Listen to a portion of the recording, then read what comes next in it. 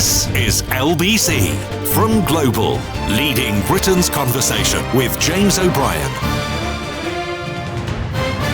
It's 3 minutes after 10 and you're listening to James O'Brien on LBC. A very good morning to you. It's a funny old world, isn't it? Rishi Sunak is now as unpopular as Boris Johnson was when Boris Johnson, due largely to his unpopularity, was compelled to resign as Prime Minister.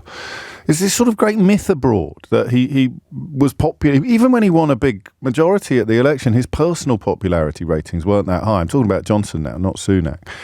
But Sunak felt, briefly, like a breath of fresh air, didn't he? I know he was Chancellor. I know that I'm probably the person most grateful for it's a weird one, isn't it? If you're Rishi Sunak at the moment, you'll be breathing a sigh of relief that the Rwanda story, on one level, you'll be breathing a big sigh of relief that the Rwanda mess is dominating the news agenda because it's distracted loads of attention from your Shaggy-style defence at the COVID inquiry. If you haven't been following or you didn't follow Rishi Sunak's testimony at the COVID inquiry, you should know that he can't remember anything. I seriously can't even remember. He can't remember. He can't remember anything. He can't remember he probably can't remember whether he can remember. He probably can't remember whether he remembered to go to the COVID inquiry.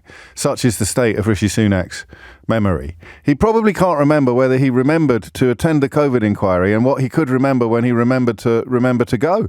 Such is the state. If you think Swiss cheese has a lot of holes in it, you should meet Rishi Sunak's memory.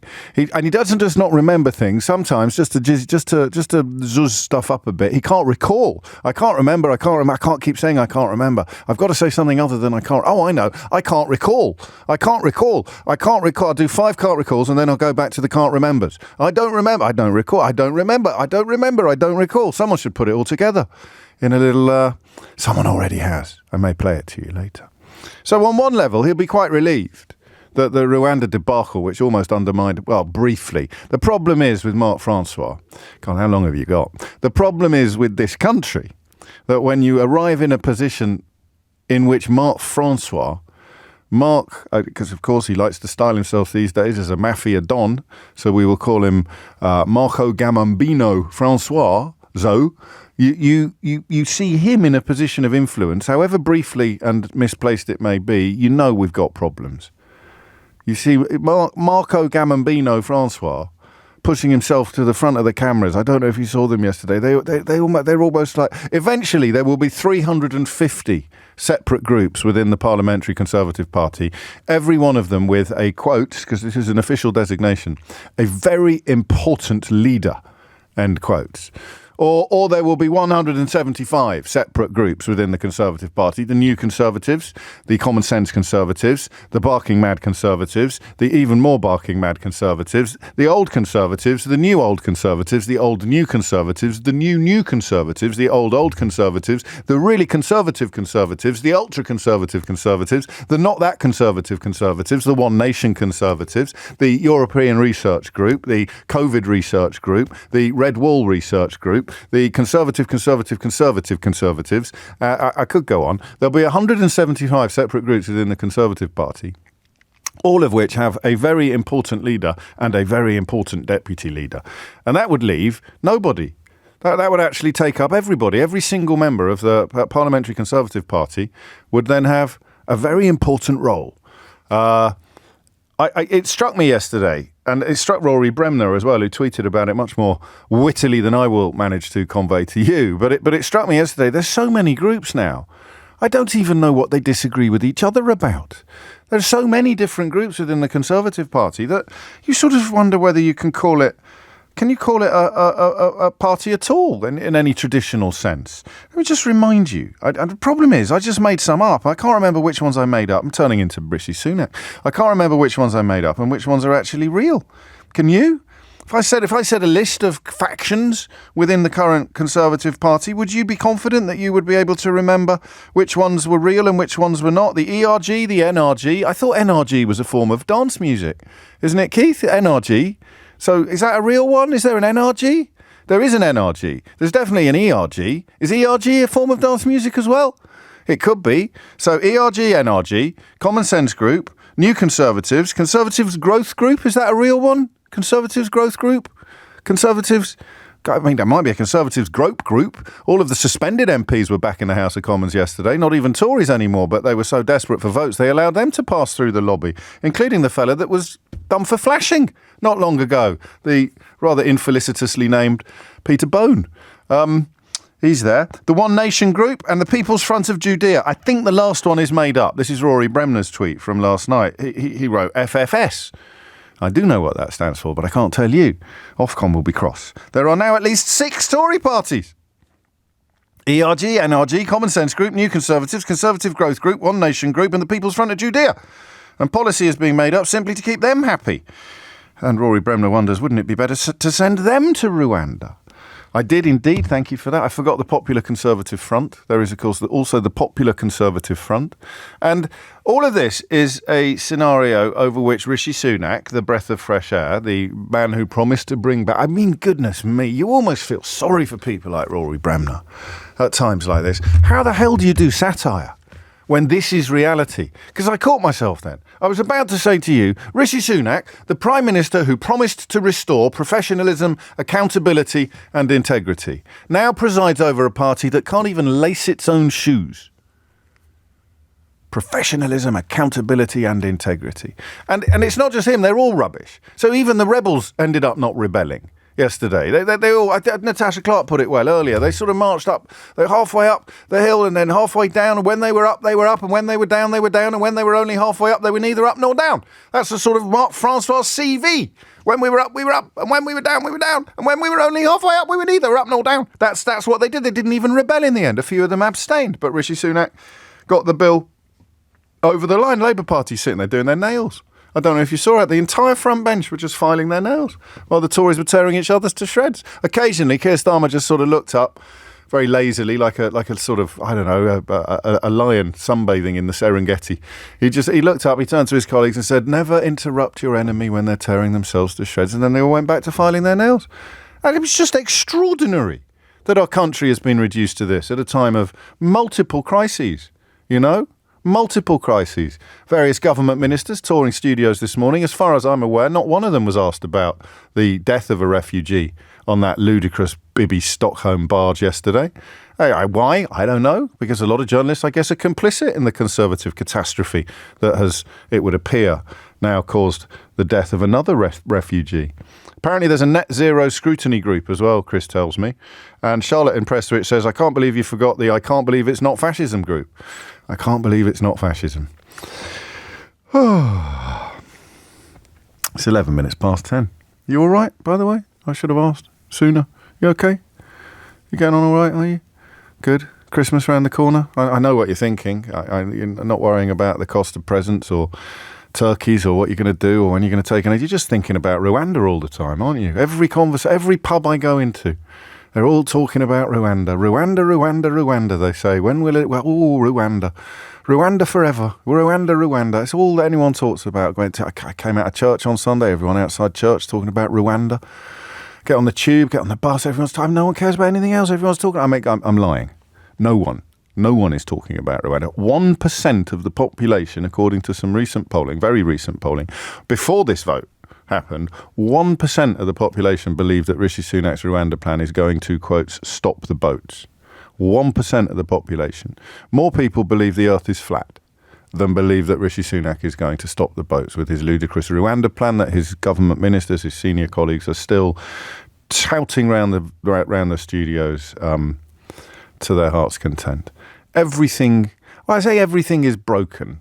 That'll sound like I'm plugging my new book, How They Broke Britain, published by Penguin, 6th week in succession in the Amazon Top 20. So thank you for that. But I'm not actually plugging it at this point because I don't want to say everything is broken. I want to say everything is bonkers. But that sounds a bit light-hearted. Bonkers is a word that has a patina of levity, doesn't it? Has a sort of layer of levity. I say bonkers, you think dizzy rascal. I say bonker. It's more than bonkers. It probably is broken. There's another word that begins with B that sums it up pretty well. But again, Ofcom would probably have a problem if I used that word on the radio. And all of this leads us back. Oh, Brian has reminded us that there's also the nice but dim group. We could make a list of all the groups, all the factions within the Conservative Party, but we'd be here until Sheila Fogarty started doing her warm-up vocal exercises. 10:13 is the time. Rishi Sunak was supposed to be a breath of fresh air. Rishi Sunak was supposed to be restoring professionalism, accountability and integrity. Although in his defence, judging by his COVID inquiry testimony, it's perfectly possible that he'd forgotten that he was supposed to be restored. He couldn't remember that he was supposed to be restoring professionalism and accountability and integrity before he'd actually finished the speech in which he was promising to restore professionalism, accountability and integrity. And for a while he did seem to be a breath of fresh air, despite, of course, having broken COVID laws in Downing Street with Boris Johnson. And then it all went wrong, culminating today in the news, if it counts as news, that Rishi Sunak is now personally as unpopular as Boris Johnson was when he resigned as Prime Minister. And this polling was conducted just before last night's crunch vote. 70% of people now have an unfavourable opinion of Sunak. He's dropped 10 points just since late November, just since a couple of weeks ago. But Prime Ministers don't really get less popular than this. And what I want to do is hear from you, specifically from you, because I don't want you to tell me why Rishi Sunak is unpopular. I want you to tell me why you have such a negative opinion of him. I want a specifics, if I can. You have a negative, and ideally, you didn't have that to start with. Like me, and I said it on the radio, so I can prove it. You can't, of course, but I will believe you when you tell me that when he came in and he delivered that professionalism, accountability and integrity speech, well, you can choose what phrase you prefer. You can say, if you want, as I have to, you fell for it. You briefly fell for it. You thought things are so awful under Johnson that we've always forgotten about Truss. Isn't that funny? We always forget about Truss. So you can't, I bet Truss probably wishes she could forget about Truss. So he comes in, he gives that speech. And what has gone before was so awful. We had the astonishing moral depravity, the murderous laziness of Boris Johnson, the egregious lying, the weaponisation of untruth on a scale that British politics had never seen before and please God will never see again. And then you had the almost preternatural incompetence of Liz Truss, the think tank fueled belief that they could somehow will international money markets to bend to their ludicrous machinations. So you went from the morally depraved to the intellectually bankrupt. And you looked at Rishi Sunak. You knew he was rich, and we are still sadly conditioned in this country and most others to be a little bit impressed by wealth. We're a bit deferential. Someone's made a lot of money. They must be clever. We end up thinking people who've inherited a lot of money must be clever, which is a particularly tragic national condition. But look how much money he made. He must be really clever. He must be a clever bloke, Rishi Sunak. Clever Rishi Sunak. And he comes in and he says professionalism, accountability and integrity. And you thought, for a moment, you thought, gosh, he's actually acknowledging how awful his two predecessors were. He couldn't really go all in at the time because of loyalty and collective cabinet responsibility and ambition, personal ambition. But when he talked about professionalism, accountability and integrity, Rishi Sunak seemed for a moment to be acknowledging how awful his predecessors had been. Because you can't restore professionalism, accountability and integrity without acknowledging that professionalism, accountability and integrity have been absent for some time. It's a crucial point there. I think it was overlooked. Well, it wasn't overlooked, but newspapers that had delivered Boris Johnson, Brexit and Liz Truss to your doormat could hardly turn around and agree that professionalism, accountability and integrity had left the building 7 years ago. So briefly, Rishi Sunak looked like a breath of fresh air. And then it all went horribly, horribly wrong. What for you personally, don't tell me what you think everybody else thinks.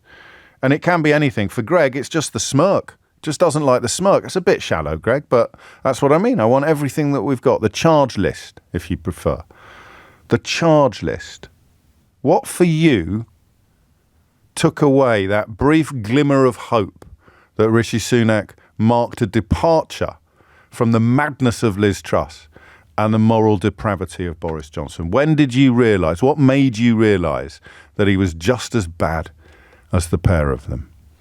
0345 6060 973, which is a 15-minute long way of saying, what is it about Rishi Sunak that you really don't like? What did him? What did it for you? What was the point at which you went, you know what? He's not a breath of fresh air. There's more chance of Kidderminster Harriers winning the FA Cup than there is of Rishi Sunak restoring professionalism, accountability and integrity to the Conservative Party, never mind the government. So where did it all go wrong? James O'Brien on LBC.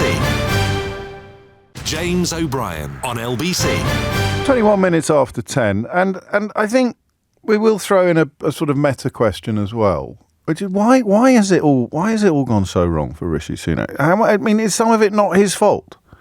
0345 6060 973. So I want the personal, as in, when did the freshly applied sheen of newness start getting tarnished for you? And then the political, which would be, why has it all gone so horribly wrong for Rishi Sunak, a man who has glided effortlessly through life, arrives in the top job, and it all turns to mud in his hands? Bizarre. Sue's in Thurrock to kick things off. Sue, what would you like to say? Good morning, James. Hello, Sue.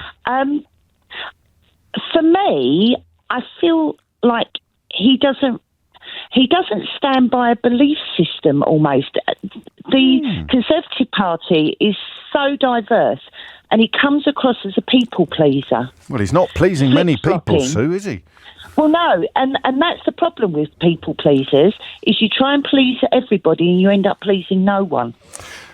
Because, and I don't believe he's as hardline as, sort of some of, the real right of the Conservatives. Yeah, I don't either. I mean, we could both be wrong about that, but because he doesn't come across as being vicious, then he won't win the support of the people that like Suella Braverman, for example. Yeah, I don't believe that he believes that Rwanda will stop the boats. No, he's trying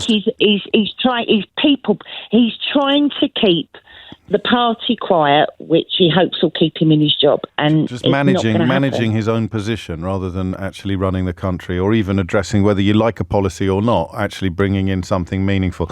When did the wheels come off for you then, Sue? It's been a slow grind, really. I mean, I think he took over a bit of a toxic position. Is that another one of the groups? Is there a slow grind group? Is there a slow grind group in the Conservative? I think there might be a slow grind group. I think Bill Cash is in that one. So he took over.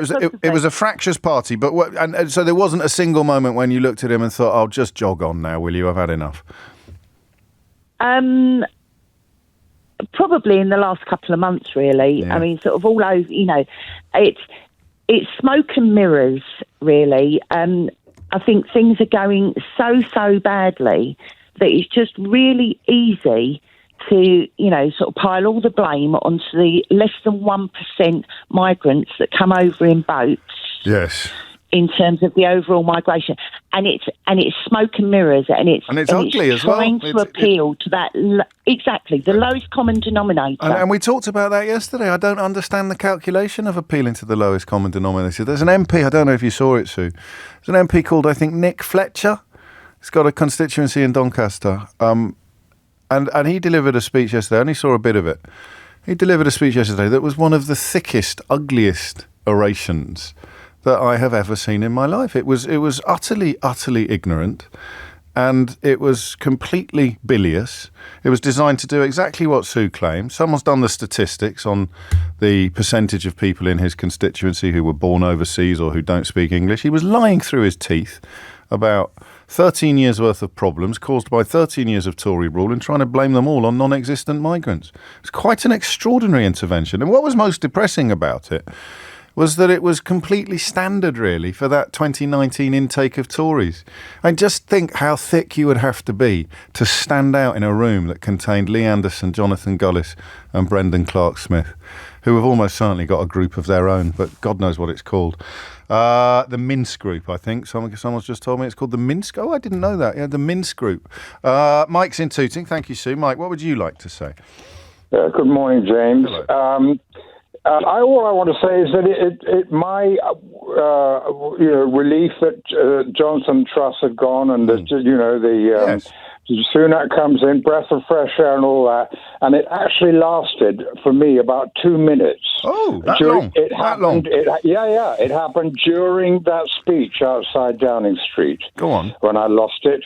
I've heard lots of people say it was when he put Suella Braverman back in a few hours later. Yes. But for me, it was during the speech. He said professionalism, accountability, and integrity. And I think you'll find it was in the very next sentence.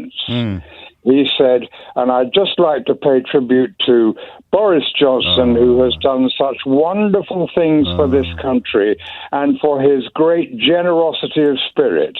What a marvellous chap he is. I know he said generosity of spirit and what a wonderful things he's done for this country. Right there. You saw right through him, because do you know how twisted I was at the time? How desperate to be optimistic. I wondered whether that was actually a deliberate nod, whether he was actually saying, I'm going to bring back professionalism, accountability and integrity. And then almost to twist the knife, he then paid some warm words towards Boris Johnson. But I think you were right and I was wrong.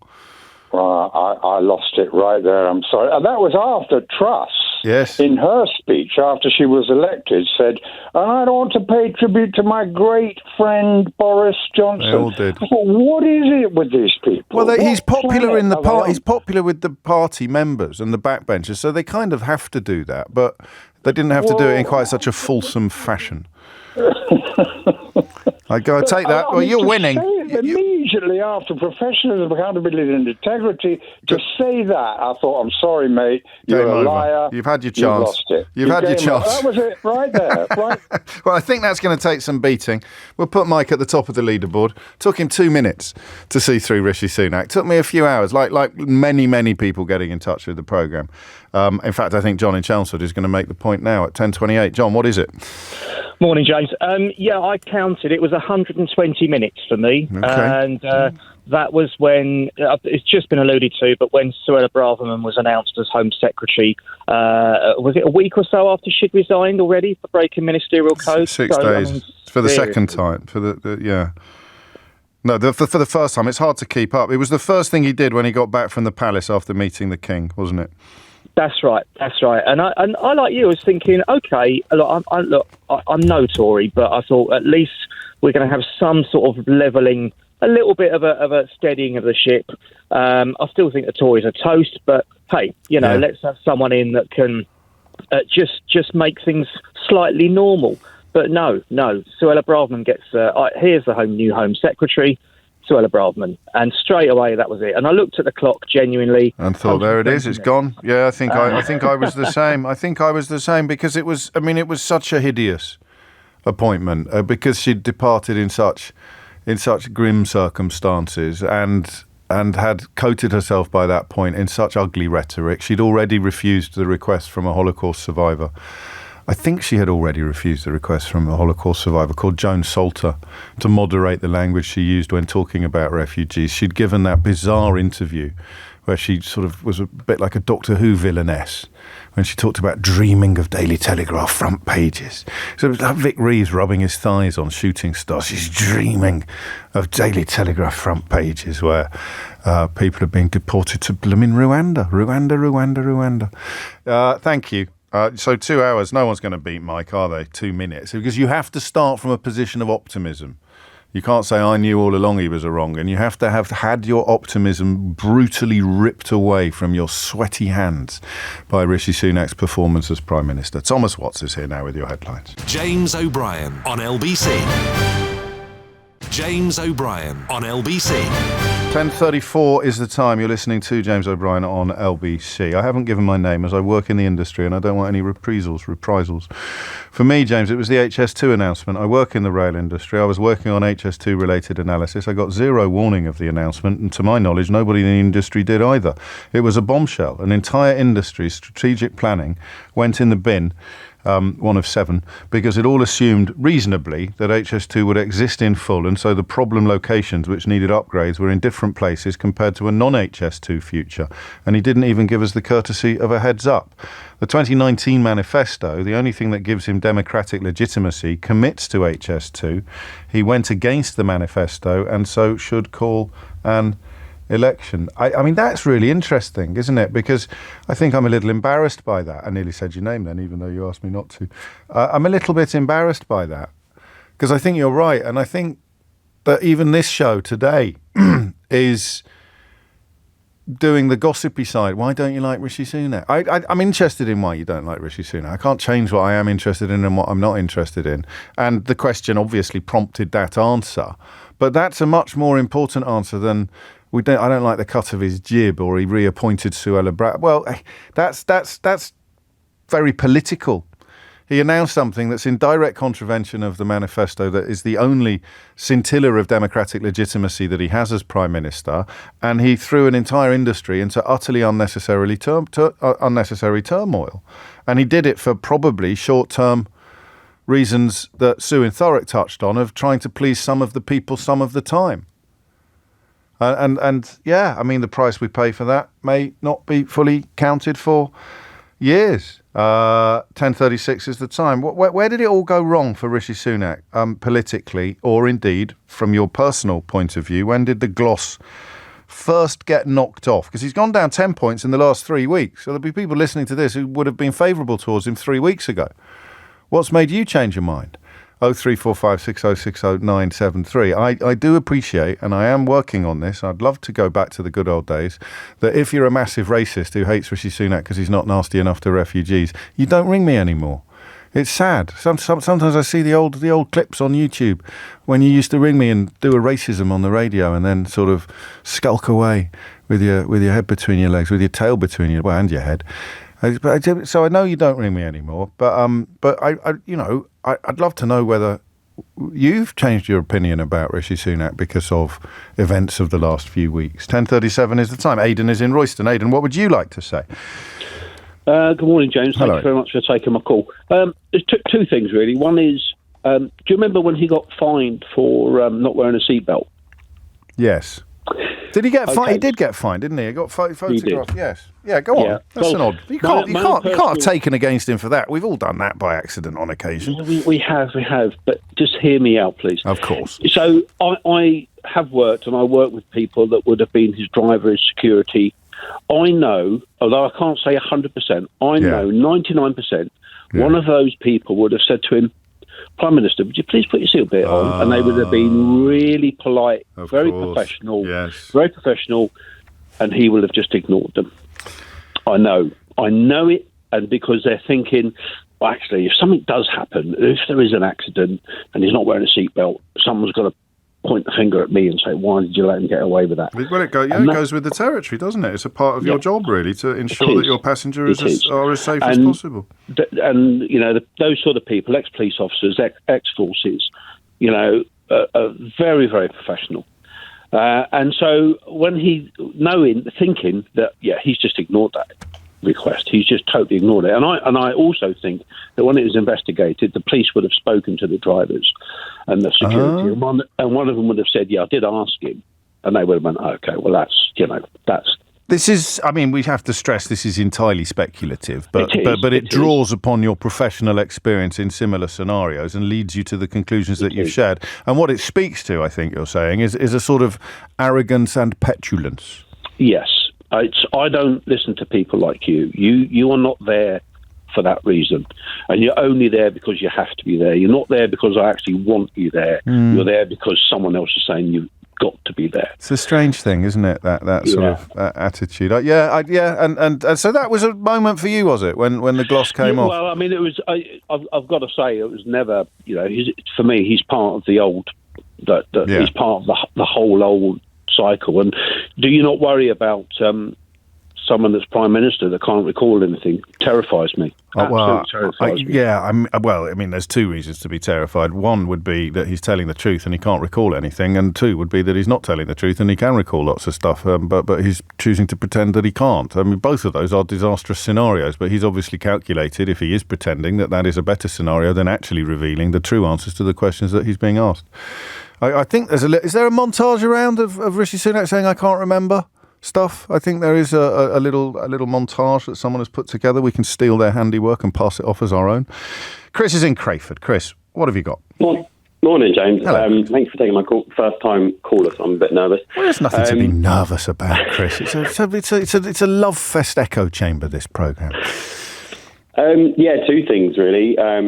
Again, like some of your other callers have said, as soon as he brought Suella Braverman back. Yeah. Did you think he had to do that? She'd obviously she's revealed, hasn't she, since she got sacked for the second time, that she thought that she'd got some sort of pledges from Rishi Sunak in return for her support, and he felt he needed her support in order to get his leadership bid over the line. Yeah, I think she obviously, but that meant he was hobbled from the start then, in a way, wasn't he? Because any attempt to detach himself from the toxicity that she had brought into cabinet fails the minute he brings her back. Yeah, exactly. And then I think it was Thursday or Friday, in that press conference as well. Yeah. Just by standing up there and saying, we're going to disregard everything the courts have said, and we're just going to pass a bill to say that Rwanda's safe, when nothing had actually changed. It is. I mean, it still. I think it still boggles the mind that they genuinely said they're going to change the rules to make a cat a dog. Because that was one of the best ways I heard it explained. It's a cat. It's a cat. No, it's not. It's a dog, and that's because we say so. And I'm glad you're still keeping up. I sometimes feel a bit overwhelmed by it all. It's a bit Trumpy.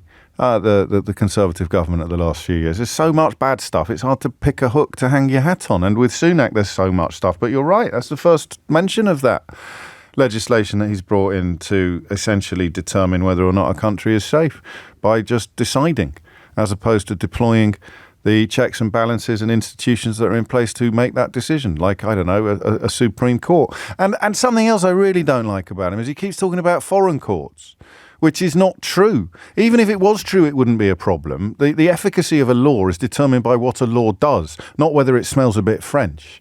But even against that backdrop, he talks about foreign courts, and that's not true. The Supreme Court made this decision, and it cited several reasons for doing so, including the Refugee Convention. It wasn't just the human rights issue that rendered the Rwanda policy unlawful, according to the last judgment in the last British court. But yeah, you're right. I think you're onto something. And indeed, the previous caller got quite a lot of support as well about the way Sunak genuinely seems to behave to the manner born, which is odd because he makes much of his humble background or humble-ish background. But it is, I think, the way you treat, I don't know what the word is, the way you treat people who are being paid to help you. I suppose you have to say staff, support staff.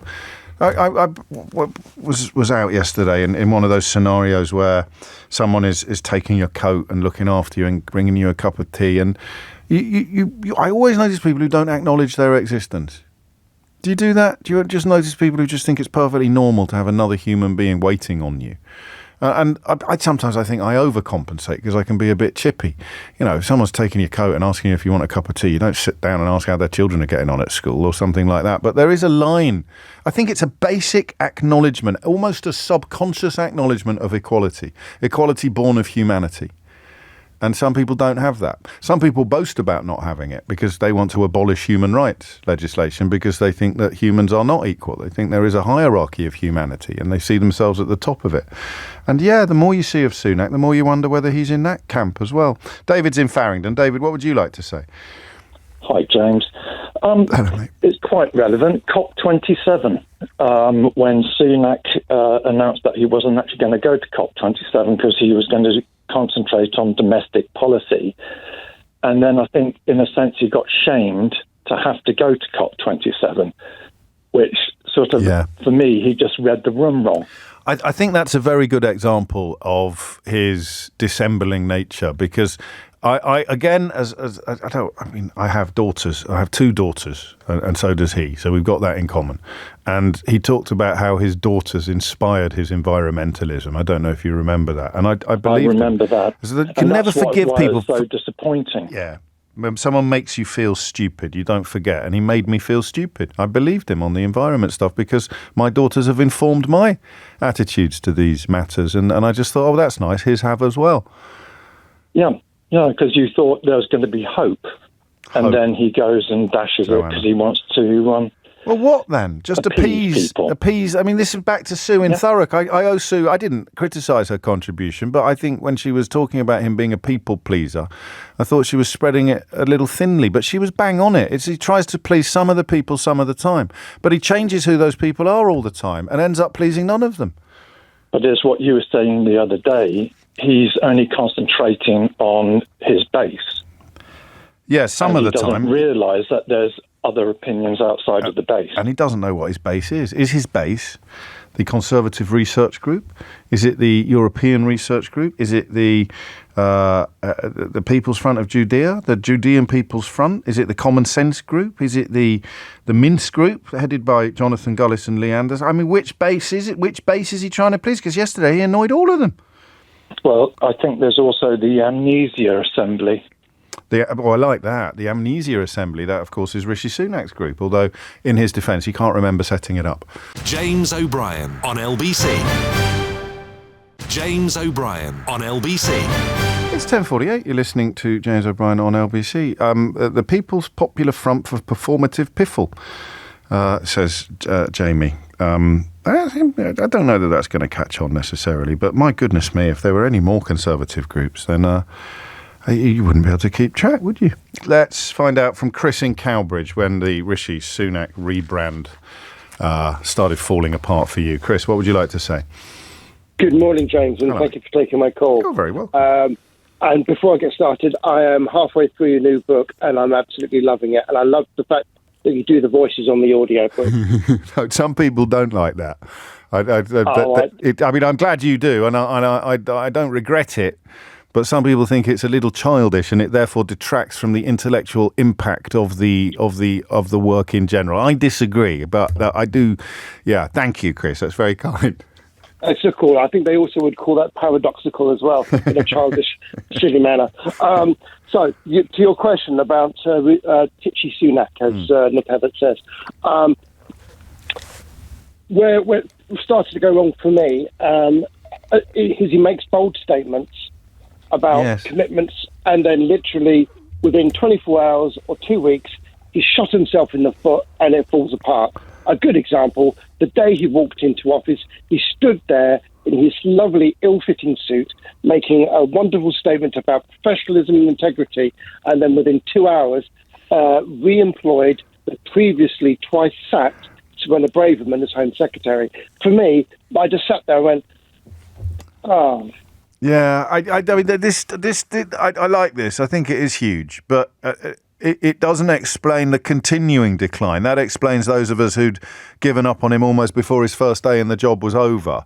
And then since then, he's just done it again and again and again. The pledges kind of sum up your point, don't they? He makes massive promises and then just sort of watches them fall apart.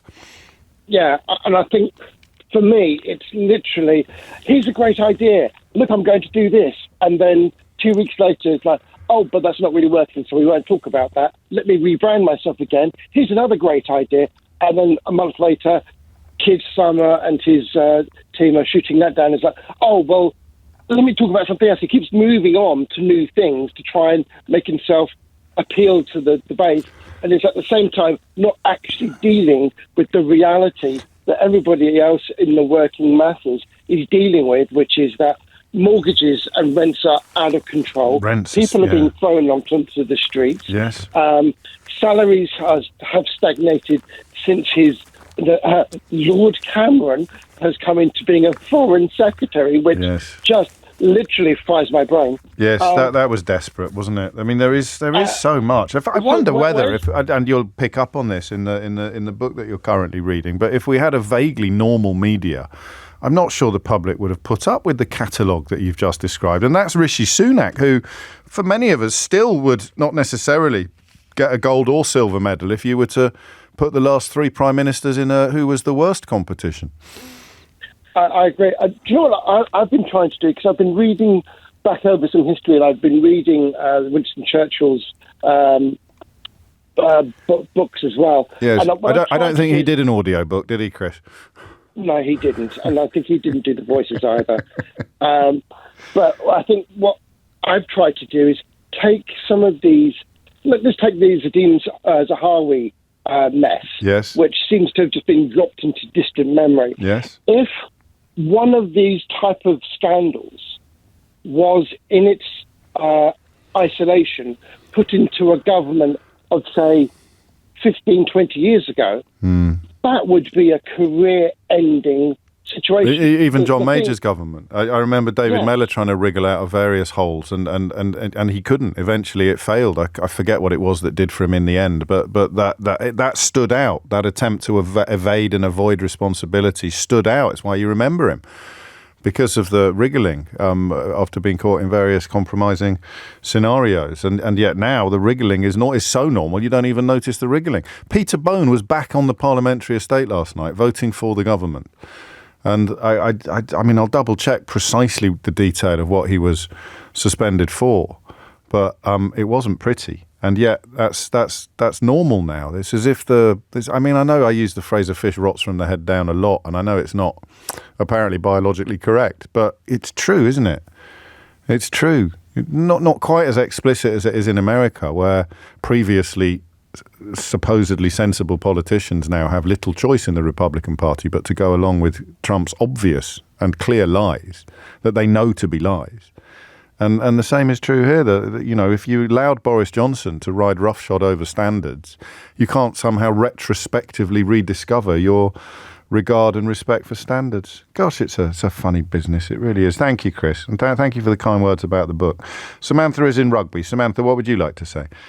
Hi, James. Hello. So first I want to say, when we heard that Rishi Sunak was going to come into power as a Asian, as a Hindu, yes, somebody who's been in the country from South Africa for 22 years and have a son who was, identifies as Rishi Sunak, a young man into politics. We were like, yay, somebody that we can sort of, align to. That all sort of disappeared very quickly. I mean, Rishi Sunak is... Why did it disappear? I think that the problem with Rishi Sunak, he doesn't have his own opinion. Like the previous caller said, and sorry, I missed some of it because my boss was calling me. That's all right. Can you tell your boss not to call you between 10 and 1 in future, please? I know, it's inconvenient, right? It's just outrageous behaviour. I'd go straight to HR with that if I were you. I will. However, he hasn't got his own opinion. He's pandering to what everyone wants and does absolutely nothing.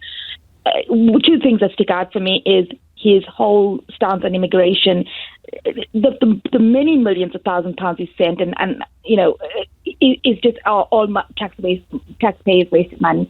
I work in a charity that gets no funding. That's my day job. That's my job I do personally. Yeah. I run a charity in Rugby for over 1,000 refugees. And the management of that is absolutely appalling. It's just like, let that problem go away and people on the ground, take this problem away. And it's a human cost, as we know. The other day, why didn't you see that? What was there a moment where the sort of the joy of representation dissolved and simply seeing someone from a comparable background in the highest office in the land delivers a sort of fillip of happiness? When did that just go? Did it go in a puff of smoke, or did it wear away slowly? I think it went away slowly. I think more so in the last couple of months. I mean, yes. Cruella Braverman did Rishi Sunak no favors. I mean, another brown person, excuse my description, just kind of coming into, the position of such prestige, being immigrants themselves. Yes, we can't be grateful because we anyone has an opportunity of choice and opportunity of where they come into. So, fair play to them. However, being in those positions and making those decisions and not bearing or really understanding what's happening on the ground, and people, the 1% of the people that's coming in, kind of focusing on that, and there's so much wider issues going on in the country, like the NHS wasting times. I think the focus has been deflected and the money has been wasted. And again, it's just rich people getting richer, and us on the ground are just kind of left to our own devices. It's tone as well, I think. Yes, what you say about tone, and you refer to the ethnic heritage of people who are negative about immigration. In general, just because your family came here from overseas doesn't mean you have to be supremely comfortable with unlimited immigration or completely open borders. Not that anybody in the British political firmament is in favour of completely open borders. Absolutely. For good or for ill. But it's the tone, it's the relish with which Braverman speaks about refugees and dreaming of deporting them. And then Sunak, of course, talking about foreign courts as if foreign is a dirty word. And they know what they're doing when they deploy these tones and these words. 100%. And I think the biggest problem I have is that we throw these large swathes of money like it's an unlimited magic pot. And then, it's like, okay, I'm showing the public that I'm bringing this barge in and I'm going to spend £4 million a day. And they throw this money into the sort of open arena and then make people divide themselves because, oh my goodness, £4 million a day, it's staggering. And now NHS waiting times is 14 hours, and you get these divisions created by those. And then you have this hideous MP standing up in the House of Commons yesterday trying to blame all of the disasters inflicted upon the country by 13 years of Tory rule on immigration, on a largely non-existent group of immigrants who apparently are responsible for Doncaster being full. Thank you, Samantha, and thank you. It's coming up to 10:59. I can give you 45 seconds, Paul in Ramsgate. What would you like to say? Hi, James. Thanks very much indeed for having me. I despise the man. Blimey, it's a bit strong. I'll actually hate him. If there's anything worse I can use as despise and hate. No, don't go any further than that. You'd make me uncomfortable. No, I won't. But I was one of the 3.5 million people, or 3.25 million people he left out, which is being prejudiced towards people when COVID-19 was in fashion. He gave me nothing because I'd gone self-employed 6 months prior. I remember again thinking that would change. I don't know why I had such a stupidly rose-tinted perspective on the man, but I just thought when he fully understands the scale of the harm being done to 3.5 million people who would, I don't know if it's true of you, but would lean more towards conservatism by dint of being entrepreneurial or self-employed. Not necessarily, but I bet there'd be a distinct slant. And he just hung you all out to dry.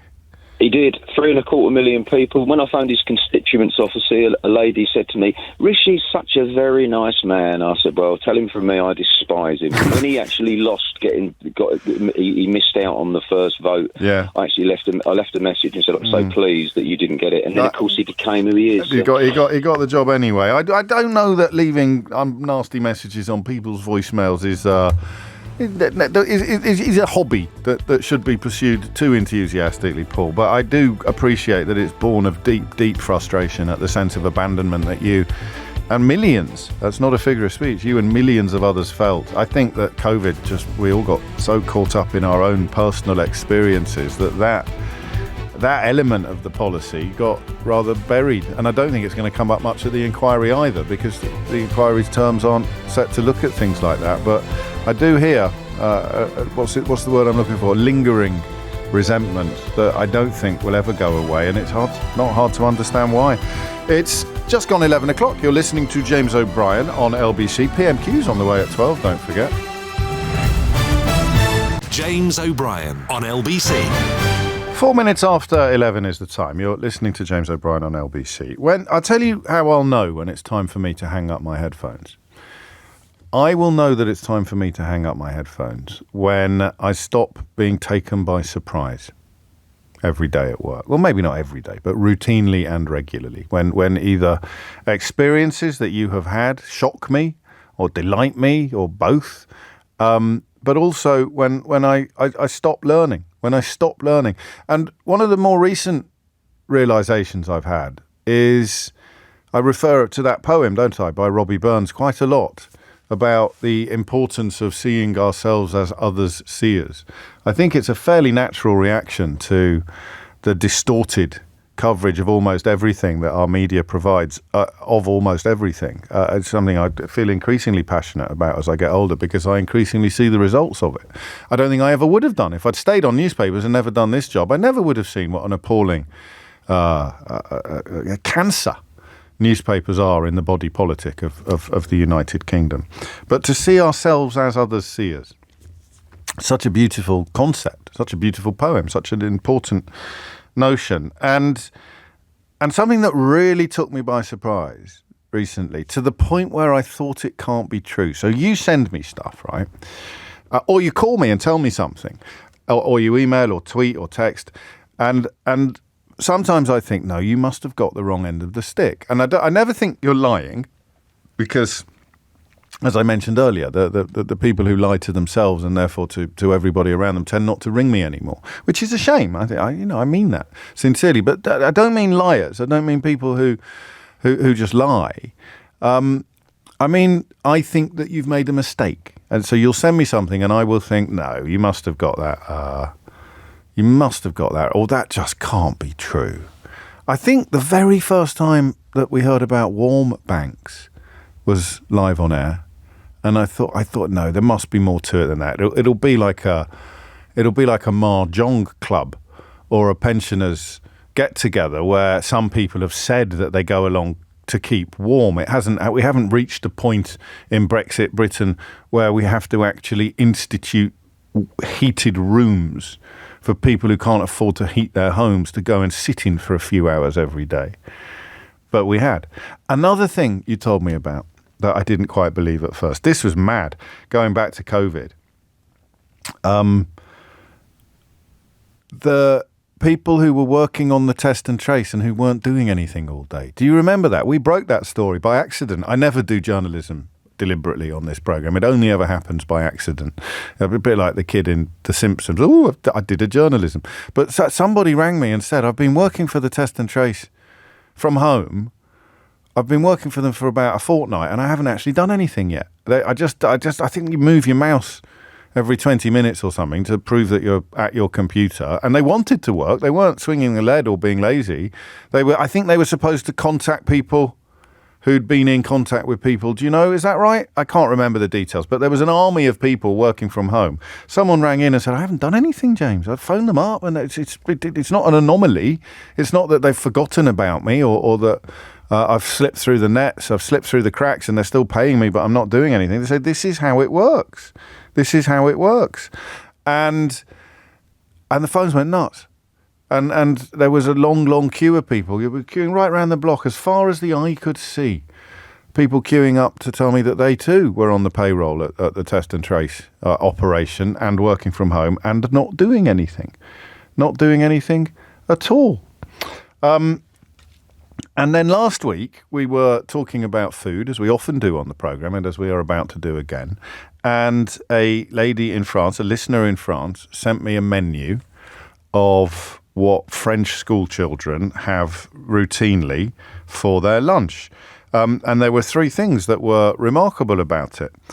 The first was that it is an event in a French school. It is an hour and a half. Some kids go home, but the meal is a proper event. It's a proper event. And I really filed that under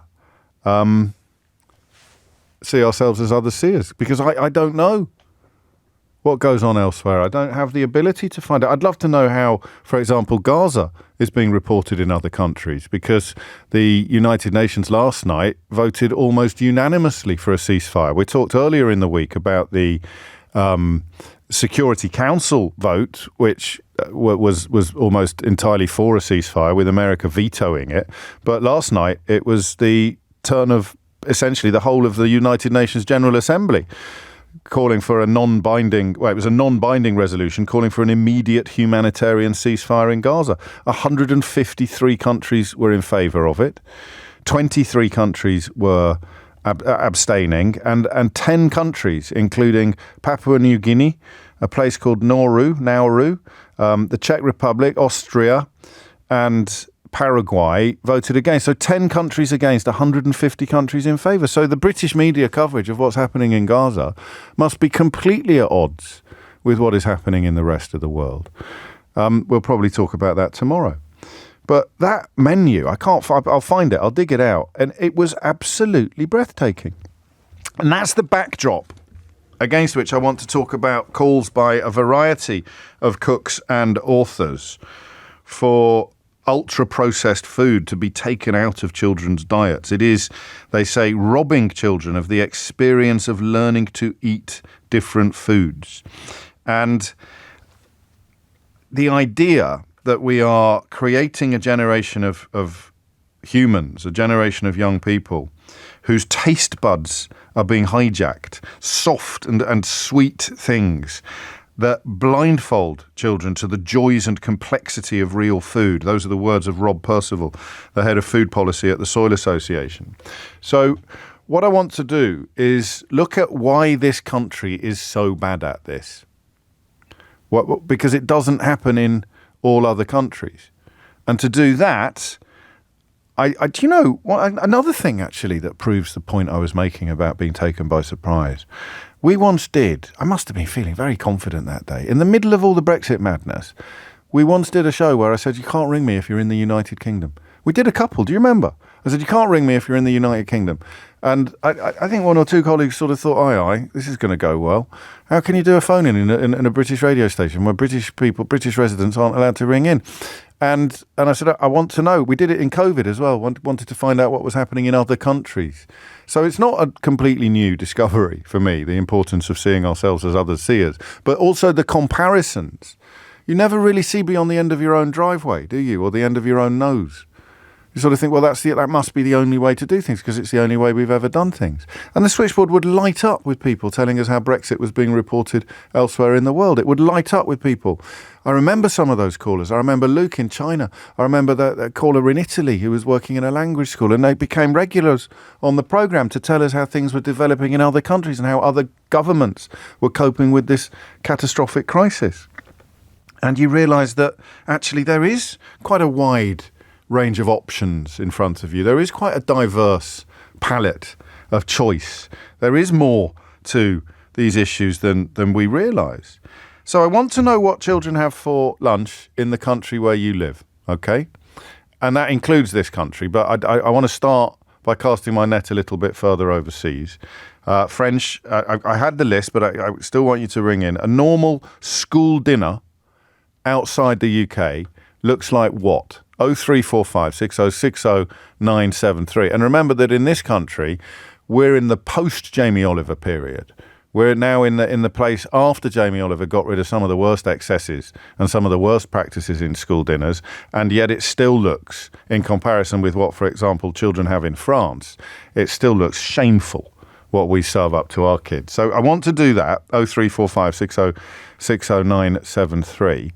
But what I really want to get into, and I haven't read all of Chris Van Tulleken's book, which pops up whenever we find ourselves talking about food. He wrote Ultra-Processed People, and it's a clarion call to change our behaviour. Henry Dimbleby, of course, who was the government's food czar, resigned in March in protest at a lack of action to tackle rising obesity. So what you have in this country is a very clear addiction, a very clear and cultivated addiction to mass-produced bread, you know, the stuff that's full of emulsifiers and sugar and all sorts of other undesirables. The breakfast cereals that taste like sweets, okay? The cakes and the biscuits with loads of salt and sugar in them, much more than you would have if you baked it yourself. The additives, the emulsifiers, the preservatives, very, very high in calories, usually very, very low in fibre and nutrients. And you can buy them everywhere. You can buy them everywhere. Of course, wherever you are in the world, you can buy this stuff. But in the United Kingdom, the consumption is on a scale that other countries would find remarkable. which means there's something happening here that is not happening in other countries. And it's cultural. It's why people like Thomasina Myers and B. Wilson and Yotam Ottolenghi and Hugh Fearnley-Whittingstall have written to Rishi Sunak today to essentially call for a turning down or a turning off of the tap. They want the Prime Minister to ensure that 1 million extra children in education get 5 portions of fruit and vegetables a day, changing completely the approach to food in schools. But it comes from a place where we have to acknowledge we've got a very particular and peculiar problem. It's a very British problem, this. Don't call me to tell me that it also happens in other countries. I'm sure it does. America, for example. But the levels of obesity that we've got now among children and the tragedy of generations being raised without having a proper relationship with food. You know? It's almost as if what we once would have called a picky eater has become completely normal. And I want to know why you think this problem is so prevalent in our country. Okay? So there's 2 calls to arms this hour. And we're not going to have a full hour, remember, because PMQs is on the way at 12. And I mean, it should be a good one, shouldn't it? It's been a pretty eventful week politically. But we've got 2 calls to arms here. The first is, what is served in your children's school outside the UK? So wherever you are in the world, what do your children have for a meal? And I must try and find that tweet that alerted me to the fact that the average school dinner in France is better than the average meal anywhere in the United Kingdom. And then the second bit becomes, why have we in the UK got such a problem with this? Why have we become almost a petri dish for ultra-processed foods? Why have they been able to take a hold of our population and our children in a way that simply doesn't happen or simply hasn't happened in other countries? It's 17 minutes after 11. I need your help with this. It's not one of those ones where I'm shooting my mouth off and laying down the law. I don't know the answers to these questions, but they're really important. Give me a call. 0345 6060 973 is the number you need. Why has it all gone so wrong in this country? And what's it like in a country where it hasn't gone this wrong? 0345 6060 973. Some breaking news for you. I'm just seeing that Mark Drakeford is stepping down as leader of Welsh Labour. I don't know why, but we will catch up on that story after this. James O'Brien on LBC. James O'Brien on LBC. It is 21 minutes after 11. The First Minister of Wales, Mark Drakeford, has stood down in the last few minutes as the Welsh Labour leader. I think it is just a personal decision, which will be taken with immediate effect. He'll stay on until his successor is appointed. Been in the post since Carwyn Jones resigned in 2018, so he's been there for exactly 5 years. I've interviewed a lot of politicians. Actually, I will take a moment to do this. Ben and Caroline will be up first on the food conversation, but I will take a moment to mark it. He's not died, so you know it's not an epitaph or anything like that. But it is a stepping down. I've interviewed a lot of politicians, and none of them are remotely like Mark Drakeford. In every imaginable way, he completely broke all of your preconceptions about what politicians would be like. You know, left, right, or in the middle. There is a certain commonality that politicians have. Some have it in spades and some have it in relatively small quantities. Mark Drakeford had none of it. Mark Drakeford could come into a room and nobody would notice. He was such a self-effacing. He is such a self-effacing man. And I thought that quiet calmness was absolutely fascinating in contrast to what Boris Johnson was doing during COVID. So Wales has got all sorts of problems. NHS, Labour have not delivered any form of utopia in Wales. But I have to say he is probably the most human politician, if you know what I mean by that I've ever met. And it was just such lovely company. He's such a thoughtful man. One of those politicians I think you had to work a bit to earn their trust.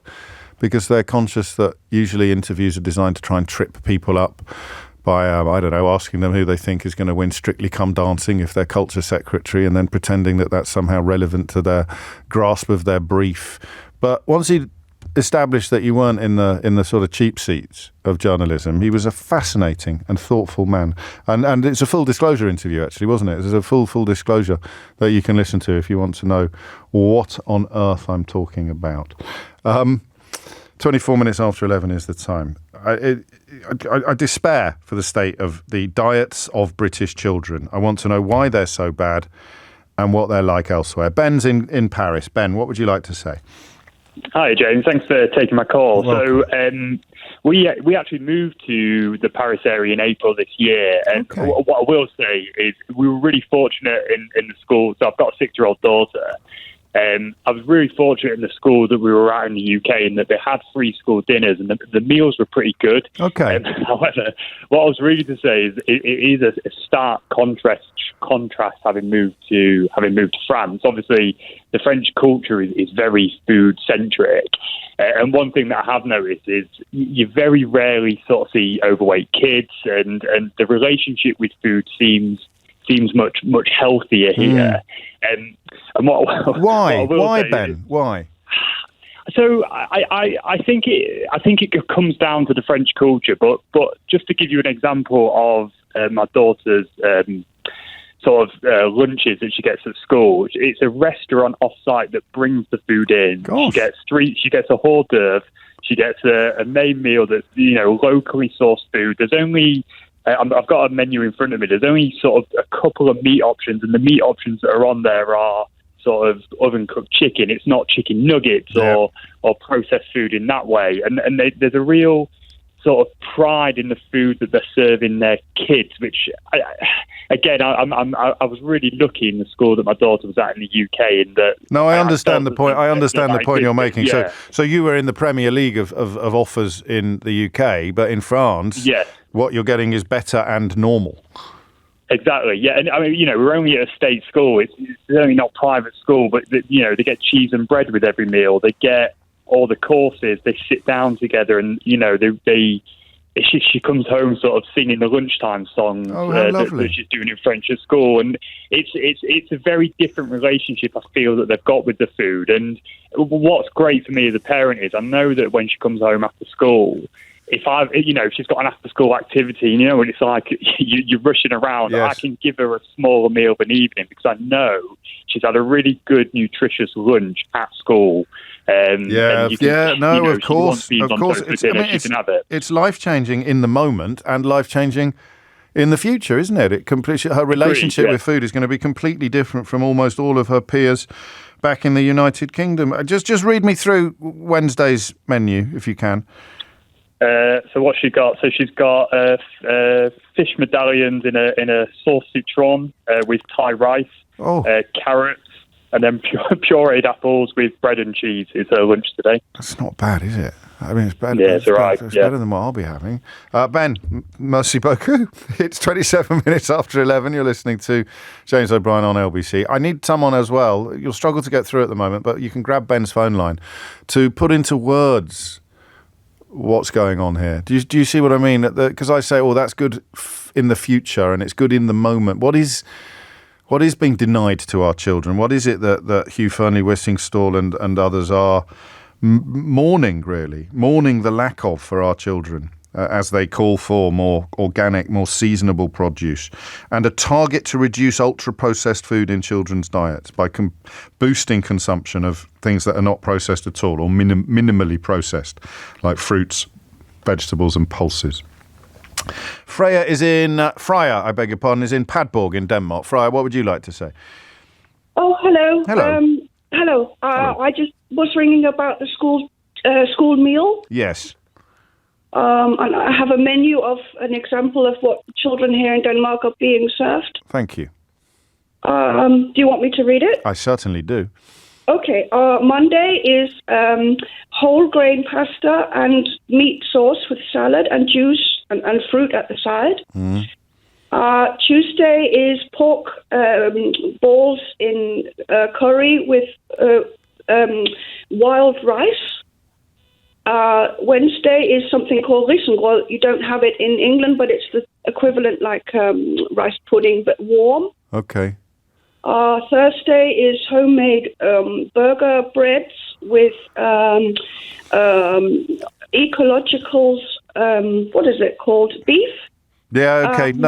Crikey. I mean, not quite as good as France, but a heck of a lot better than the UK. What do you... I mean, I don't suppose you've got a view on why the British child's relationship with food has become so broken, but I presume... I am British, but I have lived in Denmark for most of my life. Oh, okay. So what do you think... I was born in England. How do you explain the difference?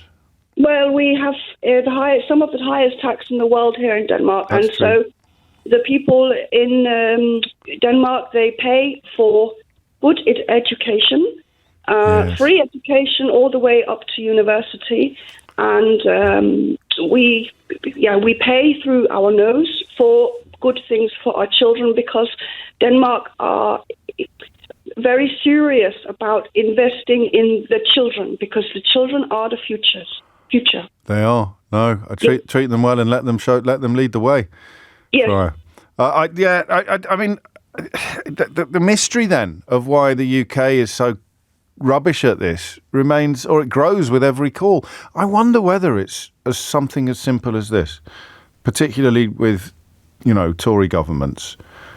Those children that go to private school will have better meals, and therefore the state of the food in state schools doesn't concern the ruling class as much as perhaps it would do if it was about what their own children are being fed. I don't know. That might be part of it. It might not. I'm just putting it out there.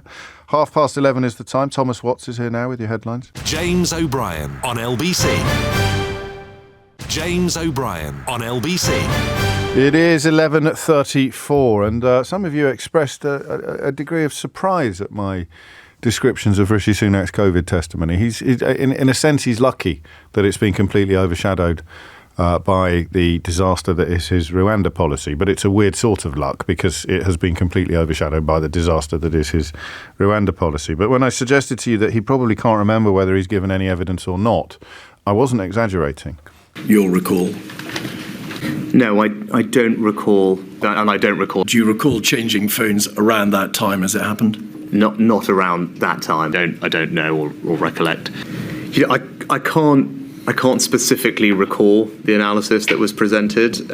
I don't remember the specific analysis. I can't specifically recall. I don't remember that, honest though. I can't precisely recall. I don't precisely, as I said, recall the date. I can't precisely recall that. Don't recall I don't recall other than I don't recall. I don't specifically. I recall I can't comment on the particular meeting because I don't recall it. What I do recall though. Yes, I mean, I don't recall seeing that email. It's not my recollection of it. Well, my recollection is different. I have no recollection of him raising that, not something that I remember being raised with me. I don't have any strong recollections of it. I don't recollect anyone saying those words, and I wasn't, and I don't have any strong recollection, not to my recollection, and I'm not sure whether that was something that was ever raised with me. I don't recall. I said I don't recall. Again, I don't recall them doing so. I can't recall this specific. I can't remember I can't recall the individual discussions. I generally can't. Can't remember. I can't recall I can't remember it. So, as far as you're concerned, it was never said. You'll recall. Rishi Sunak there, providing really detailed and important evidence to the COVID-19 inquiry. 11:36 is the time. Back to foods and the peculiar nature of the British relationship with food, looking specifically at why children are consuming much, much more rubbish than their counterparts in other countries, particularly other European countries. Reports that Rishi Sunak currently can't remember his own name are yet to be confirmed. Caroline's in Morpeth. Caroline, what would you like to say? Hi, James. Hello. I just wanted to say, really, I've got two kids, one who's 4, who's just started school this year, and a 1-year-old. So we were living in London. The 4-year-old was going to a nursery down there. And the 1-year-old is now going to the nursery up in Morpeth, where we live now. Yeah. The difference is absolutely staggering. Really? So in London, my eldest was eating, amazing varied food. So they had a chef or like a cook who was on site making homemade food, and she was coming home, spicy bean goulash, vegetable stews, much like Ben from France, things like Thai curries, jollof rice, all these sort of amazing textures and variety of tastes and spices and, things that when you've got kids sort of 10 round a table and they're all tucking in, actually it's magical. Sort of food mentality, isn't it? They all just pipe down and start eating, whereas at home, it's on the floor. So there's amazing opportunities there. And my oldest one, she's very, willing to try things.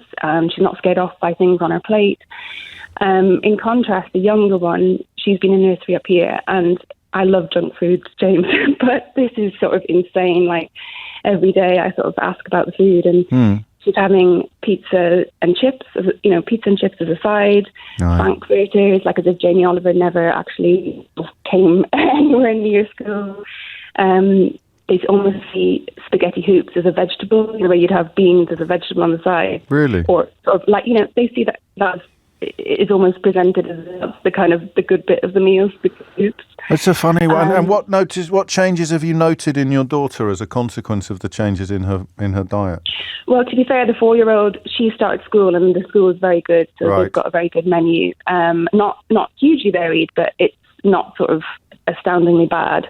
But the younger one, the 1-year-old who is at that nursery, she just doesn't particularly eat much. No. And, when you were talking about, the reason I thought it was relevant to your call is you're talking about schools and how we're being, schools are sort of helping people not have very good taste buds and not an appreciation of food. And I'm saying actually maybe it starts even earlier than that. It starts in nurseries. I'm sure it does. And they both, nurseries generally private as well, of course, so that I suppose the cost scenario kicks in as well. I wonder what's cheaper, whether to have a freezer full of processed stuff and just sling it in the oven, or to have a decent cook on the staff who cooks with fresh and therefore often cheaper ingredients.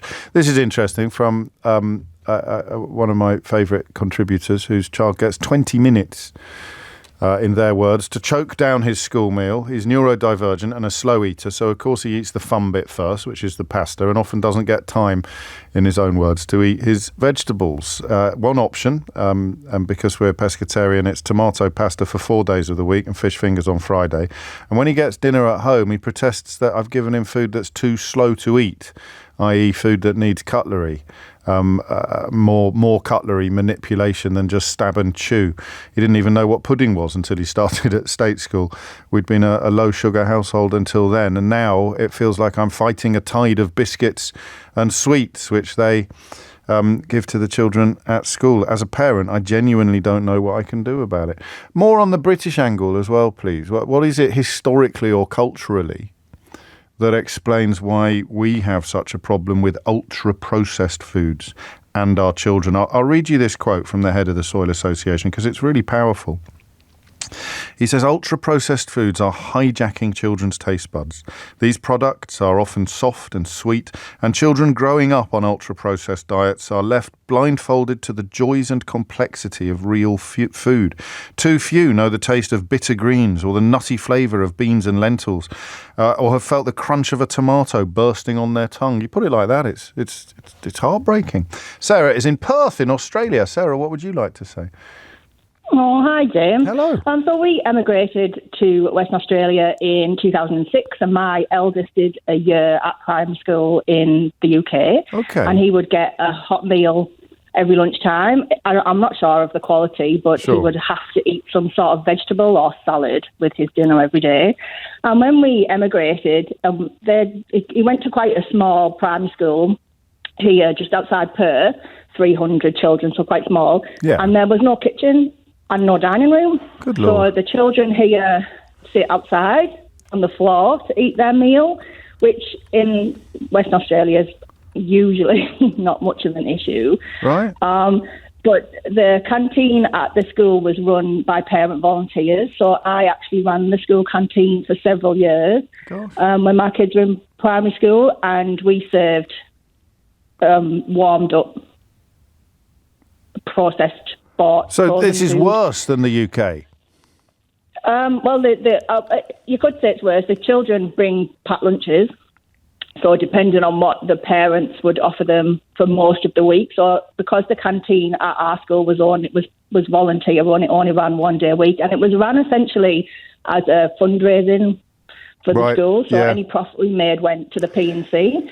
And so the most popular thing that we offered was like this huge chicken nugget called a yummy drummy, and it was like the equivalent of like 3 chicken nuggets. So we had to offer sandwiches with salad and all this kind of more healthy stuff, but essentially what we sold was party pies. So anyone who lives in Australia knows what party pie is. It's a small mincy pie. Party pies, larger pies, sausage rolls, and these massive chicken nuggets. This is just Australia as a culinary colonial outpost of the United Kingdom, really. Where and in the senior schools, obviously the canteens are run by staff who are salaried, but it's the same sort of stuff: chocolate milk and a pie. That's what my not kids allowed eat that in France. You're not.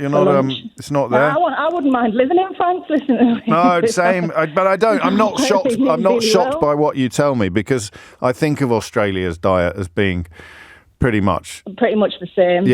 And for obvious reasons. But I tell you what, it does do. It does suggest that this problem, albeit that ultra processed food didn't exist on anything like the scale that it does now, the relationship with food goes back much further than you might expect, because we exported it to Australia back in the day, and that has taken hold. So there is something cultural and historical here that we haven't yet unravelled. Thank you, Sarah. You certainly haven't lost your accent despite the 17 years in Australia. I love that idea that, where else would it be? Wouldn't be anywhere else, really, would there? That remains a sort of outpost that the Brits sent loads of people to, and even if it was in Victorian times, somehow taken the same relationship with food from 150 years ago, and there's a closer relationship with the country on the other side of the world than there is with the country on the other side of the English Channel. I don't know why I find that stuff so interesting, but I do. James O'Brien on LBC. James O'Brien on LBC. It's 11:48, PMQs on the way at 12 or shortly after. It was quite a late start last week. Natasha will be joining us shortly to set that up and sort of whet your appetite. Speaking of appetites, food in the UK. That Australian call was fascinating, although it's upset someone.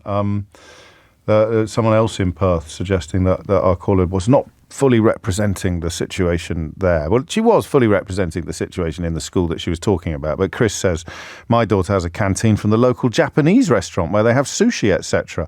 So it's not really fair to talk about party pies. There might be a financial demographic in place. Well, Chris, you need to tell us whether your daughter's going to private school or not, because that might make a difference.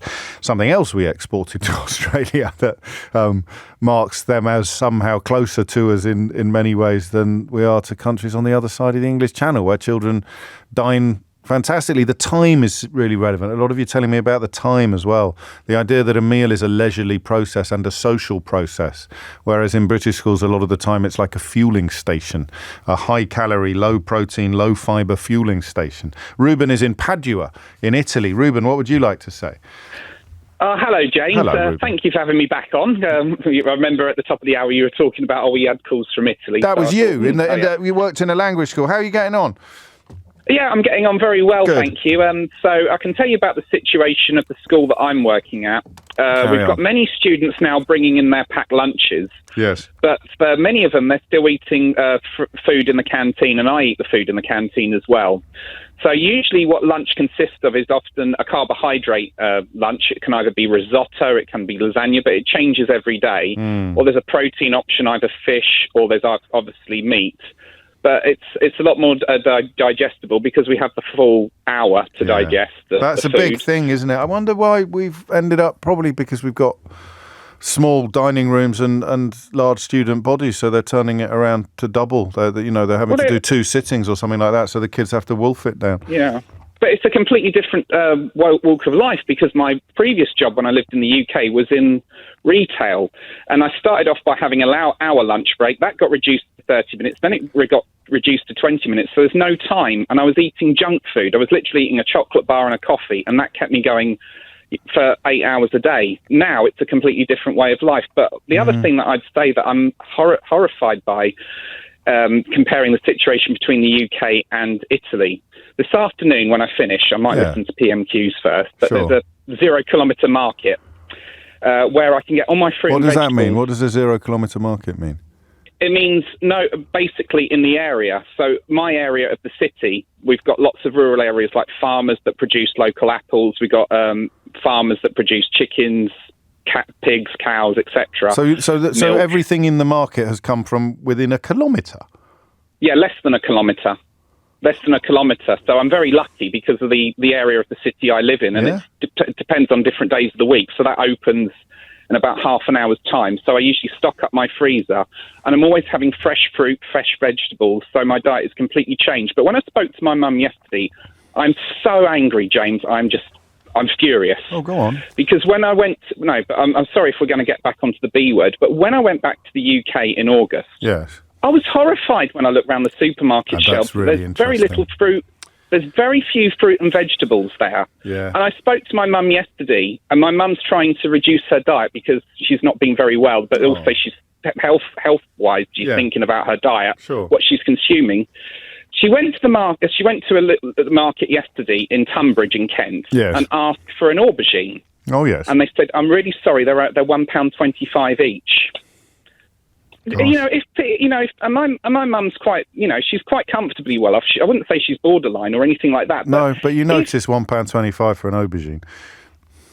It's disgusting. How the hell are people supposed to have a healthy diet? I love you, Ruben, because when you said you were fuming and you were furious, I thought, oh, crikey, what's happened? I was not expecting you to tell me that your mum was charged £1.25 for an aubergine. And I know that you're using it as a symbol of a much bigger and broader problem. But I love that. What do we want? Cheaper aubergines. When do we want them now? Yeah, but I mean, it comes back to it. I mean, you're on an island. Everything gets imported. I know. Well, it's about to get worse. It's about to get worse when the Windsor Framework kicks in, and British producers of food have to put not for EU on almost everything. I give up. The B word is keeping me in a job, keeping you in a job, because everyone's always asking me what's going on. They're still surprised hearing about it. There you go. I'll tell you what, there's a book you can recommend, Ruben, as well. That should that gives them all the information that they need. But just let me dial you back a little bit, because this is pure Robert Burns territory, to see ourselves as others see us. You came back to Britain. Having lived here for most of your life, and you really clocked the state of the supermarket shelves. You notice it, but the thing is, your parents and your friends don't, because you gradually get used to the change. Well, it's like when you I can't remember whether you've got kids or not, but when your parents don't see your children that regularly, and then they see them and they say, "Gosh, haven't you grown?" And you think, "Well, no, they haven't. They've always been that size," because you don't notice it happening incrementally. Yeah. But when you have a big gap in between, you turn up. And because I sometimes look at the shelves in Morrison's and elsewhere, it applies in all supermarkets. That's just the one I use most. And I think that didn't used to be like that. You never used to. Oh, I'm so ashamed. I really am ashamed, because I talk to the teachers here about what happens at lunchtime. And I've got friends of mine who are teachers in the UK, and they tell me about the situation. I remember last time I was talking to you, when the last Prime Minister went, I was saying that, I'm upset about children starving. Yes. I've had incidences where teachers have been telling me, I've had an incident where a child has stolen someone else's lunch. Because they're so hungry. And someone else has collapsed, and I'm telling them this. And I said, this is the UK in 2023. And everyone looks at me. No, I hear you, mate. I hear you. You've made up for not being on for a while. You've covered a lot of territory there, Ruben. Oh, thank you. No, I'm grateful to you, and don't leave it so long next time. Ruben, very much one of the people who provided us with sort of eyewitness accounts of what was happening in Italy. I remember when he told us about the barriers that were up in the streets and the parts of the town that you couldn't go to, and we were sitting here thinking, when's Boris Johnson going to get his finger out of his... Yeah, well, just leave it at that, shall we? 11:55 is the time. Emily's in Luton. Emily, what made you pick up the phone? Hi, James. Nice to speak to you. Likewise. I picked up the phone because, number one, I was trying to get onto Mystery Hour last week about this. Oh, really? But I didn't make it through. But no, I think the biggest problem in this country is down to the word snacking. You don't have snacking in Europe the way you have in the UK. Really? Well, yeah. Fair enough. Down to, I'll give you an example. I moved to the UK from France in 1994, and I put on near enough a stone in the first year I lived here. And I think it's because you've got... Well, if you've had a big meal, if you've had a proper meal anyway, then you're less likely to snack. And then, so it's chicken and egg, isn't it? You've got the bigger meals, but also the prevalence everywhere you turn, someone trying to sell you a chocolate bar or a packet of crisps. Exactly. And I think, you know, my father illustrated quite well. He said, look at the packet of crisps, for instance. If you go into France, you buy a large packet of crisps and you share it amongst, it's usually for a picnic or something like that.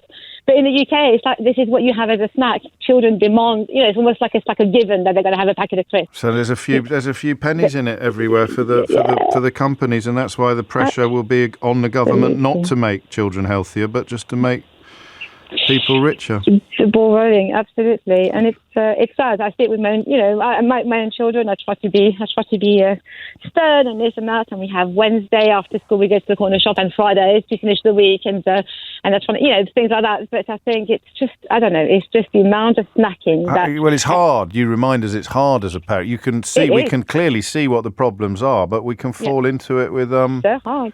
And forgive me, but did you? I don't know if this is an appropriate question to ask. Actually, well, I was going to ask if you got the weight off again, if you managed to change your behaviour. I did eventually. Yeah, I did eventually. But yeah, I did. But it was more like, I don't know. It's almost like all this stuff was suddenly available on a scale that not is available in France. You know, there it is. You do. You're right. You go to a hypermarché, and the offer is completely different, and the shelves are groaning under the weight of fresh produce. I think that Ruben and Emily there at the end just really pinning down this topic and the problem of not noticing things are changing because they're happening slowly. 11:57 is the time. Natasha Clark, LBC's political editor, is with us. I'm loath to come to you too early because they were so late starting PMQs last week that even we ran out of waffle. It's hard for us to run out of waffle, isn't it? Very hard to run out. We are paid for waffle. Well, you're still quite new to waffle, but I've got 20 years of waffling under my belt, and I was straining last week to keep the ship afloat. What's going on? So obviously everybody's talking about the fallout from this Rwanda and migration vote in Westminster today. Is. Nobody outside Westminster. Sorry, you asked me as the political editor. What is everyone talking about? They are. You're right. No one else outside of Westminster is really talking about it. But yes, inside the House of Commons, everybody is thinking what happens next and what happens next in the next few weeks as the bill comes back over Christmas and New Year. And we're expecting the third reading in committee stages of the bill, which means that it can be amended from both the left of the party and the right of the party in the coming weeks, and what that means. And Rishi Sunak has said he is amenable to tightening up this legislation. That's what he said. But he also then said he couldn't give another inch, and this was as far as it could possibly go. So what I'd like Keir Starmer to ask today is which Rishi Sunak was correct. Yes. What do you mean by tightening up the legislation? What could you actually do? And will you bow to that part of your party, those Tory right-wing MPs who, let's face it, they look stupid today. They've got egg on their face because they marched all the way up the hill and then marched all the way back down again and then did not vote this thing down. Yes. So why did that happen? Just because it's a crisis of confidence. They thought that it's like bystander syndrome. They're waiting for someone, because no one came out and said, I'm voting against it. They didn't. There were some people off record saying, I'm minded to vote against it. People like Robert Jenrick were suggesting, friends of his were suggesting that he would vote it down. And in the end, none of them did. They all abstained. They basically wanted to vote as a block. They thought it would be a stronger message to all vote together. And their idea being that this is a warning shot to the Prime Minister. If he doesn't take us very seriously, then later on we will come back and we will amend it and we will do this at a later date. So what happened, Natasha? What happened? I think they just lost their bottle. I think they lost their nerve and they decided actually... But Mark Francois is a Spartan. He is, I know. He can't lose his bottle. That would be like Hercules failing one of the tasks. The thing was that this isn't like Brexit in the way that if you didn't vote for Brexit, you would get a no-deal Brexit, right? Yes. This is, if you don't vote for this tougher legislation, then you don't get anything tougher at all. So I think that for the Tory MPs, they thought, well, actually, if I go home to my constituents over Christmas and I have to say to them, why did you vote this tougher legislation down? Because even if it's not that great, it's better than what we've got. That's what the Tory MPs will be thinking. And another way in which it's not like Brexit is that the nuclear option doesn't exist. They can't get rid of the MPs from... So he's caught between, as you've pointed out, the sort of lunatic fringe represented by Hercules Francois and then the sensibilists, or the One Nation Tories, both of whom want the bill to move in their direction. When Johnson found himself in that position, he just fired one side. He got rid of all of the sensibilists. And there's not that many people left in the government anymore, I'm afraid. No, exactly. But equally, there are far more people on the left and the more moderate wing of the Conservative Party than I think people give credit for. They're the quieter ones in the Conservative Party. Well, this is a failure of your profession, isn't it? This is a failure of a lot of media coverage of the Conservatives, and it's a failure of courage on their part in that they haven't piped up much. And they don't. And to be fair, they've barely said anything really about this bill and that they don't like about it. They sort of make these murmurings and then they vote for it anyway. That's why they're called the Conservative Wets, the Tory Wets, because they don't tend to make too much of a big deal about their feelings about these things. They don't feel as strongly. Yeah. I'm always intrigued. I mean, we don't book many guests on this programme, but for a variety of reasons, it's not a judgment on the value of guests. But I'm always intrigued by who producers turn to for certain positions and perspectives to be put forward. And it's still the case that Dominic Grieve, who I think is a brilliant politician, a brilliant speaker, is my guest this week on Full Disclosure, actually. They're going to call him because they can't find people on the backbenches to represent the position that Dominic Grieve, as a former a former minister, will represent. And that's fear, I presume, of putting a head above the parapet. Yeah, I mean, to be fair, I think the government have put up quite a few names this week. The government have. I'm talking about the representatives of the sort of One Nation position that group. Dominic Grieve ends up getting a call from TV and radio producers because people still in Parliament aren't prepared to put their heads above the parapet. Yeah, you hear a lot from Damien Green, you hear a lot from Mark Warman, but you don't hear much. I mean, have you heard of Mark Warman? No. Exactly, there you go. We should get him on the show. Mark, if you're listening, we'd love to hear from you. You can't do that. Not this show, any show at all. Yes. But yes, I think you're completely right. The One Nations are not very noisy as a Conservative group. They don't make their points as well in the media as perhaps some of the Spartans do.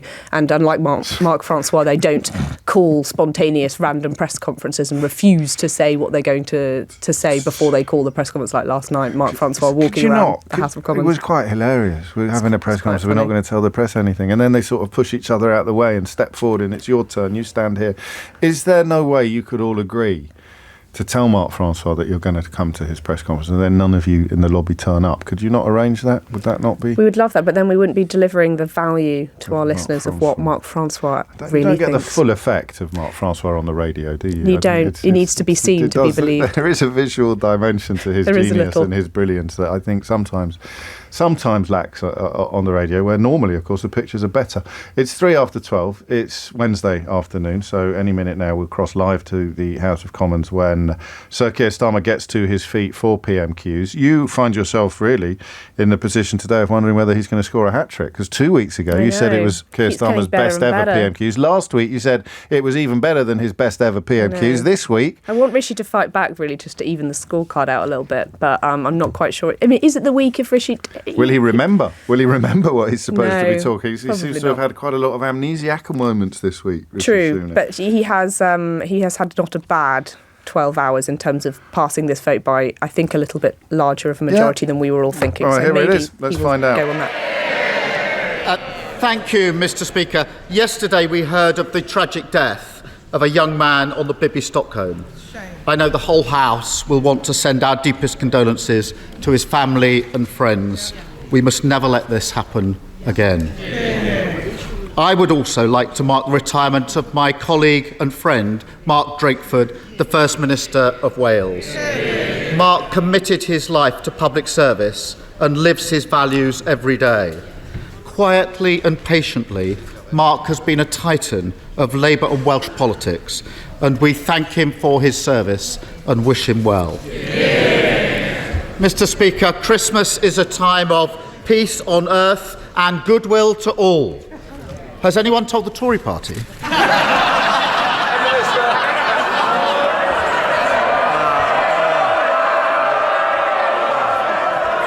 Well, Mr. Speaker, Christmas is also a time for families, and under the Conservatives we do have a record number of them, Mr. Speaker, but it's important. At the beginning of the year, I set out some priorities that this government would deliver for the British people. And over the course of this year, we have, Mr. Speaker, inflation halved, Mr. Speaker, the economy growing, debt falling, action on the longest waiters, the boat's down by a third, and crucially, as we heard from Honourable Friend, tax cuts coming to help working families in the new year.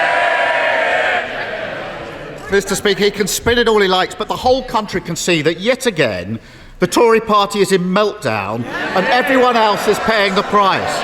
Now, he's kicked the can down the road, but in the last week his MPs have said of him he's not capable enough, he's inexperienced, he's arrogant, a really bad politician. Well, they're shouting, this is what they said.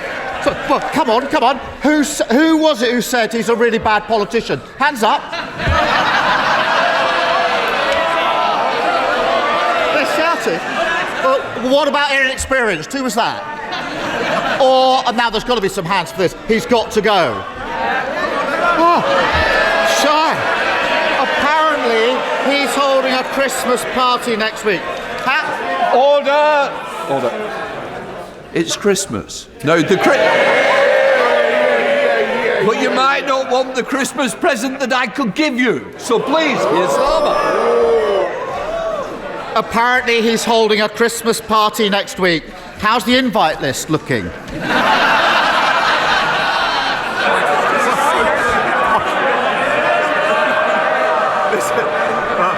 Mr. Speaker, I thank the honourable gentleman for all the comments. What I would say to him, he should hear what they have to say about him, Mr. Speaker.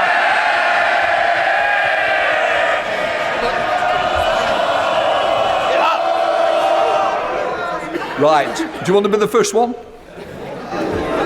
Because it is Christmas and I'm going to hear it. My constituents are going to have a Christmas like everyone else. They want to know how their Christmas is going to be affected. So want less of it from all sides. Keir Starmer. Speaker, they've obviously found the donkey for their nativity. The search of three wise men may take a little longer.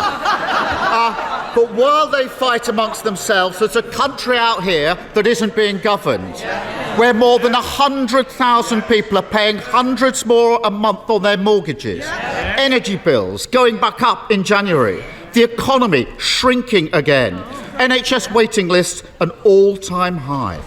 Doesn't he think the government would be better off fixing the messes they've already made rather than scrambling to create new ones? Mr. Speaker, he talks about governing and spent the first two questions talking about political tittle-tattle, Mr. Speaker. What a joke. Well, let's get on to the substance, Mr. Speaker. Let's get on to the substance. He mentioned the things. What is the news that we've just heard in the last week? Well, what's the most important thing? The most important thing is education, Mr. Speaker, because that's how we spread opportunity in our country. And what have we learned? Where are the schools performing best in the United Kingdom? In England, Mr. Speaker, thanks to the reforms of this Conservative government, rising up the league tables, giving our kids the start they need. And where are they plummeting down? In Labour-run Wales. He talks about children. Nearly 140,000 children are going to be homeless this Christmas. That is more than ever before. That's a shocking state of affairs, and it should shame this government.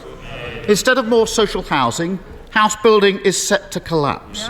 Instead of banning no-fault evictions, thousands of families are at risk of homelessness. Rather than indulging his backbenchers swanning around in their factions and their star chambers, pretending to be members of the mafia, when's he going to get a grip and focus on the country? Let's just look at the facts. Let's look at the facts, actually, because rough sleeping in this country is down by 35%, Mr. Speaker, since its peak, thanks to the efforts of this government. There are hundreds of thousands of fewer children in poverty today, thanks to this government, Mr. Speaker. And when it comes to home building, again, what is he doing? We just had the data this last week. In the last year, an almost record number of new homes delivered, Mr. Speaker, more than in any year of the last Labour government. 140,000 children homeless this Christmas, and he's utterly tone deaf. And the rise in homelessness shows how these Tory crises merge and grow and damage the country. Families like the Bradys in Wiltshire, both parents working full-time, with 2 young children, forced out of their home of 15 years by a no-fault eviction, now living in their van. Or 11-year-old Liam Walker, homeless this Christmas. He wrote a letter to Santa saying, "Please, can I have a forever home? I don't want any new toys. I just want all my old toys out of storage. I just want us to be happy again." Is there anything that could shame this government into putting the country first? Then it's surely this little boy. Mr. Speaker, if he really cared about building homes... No.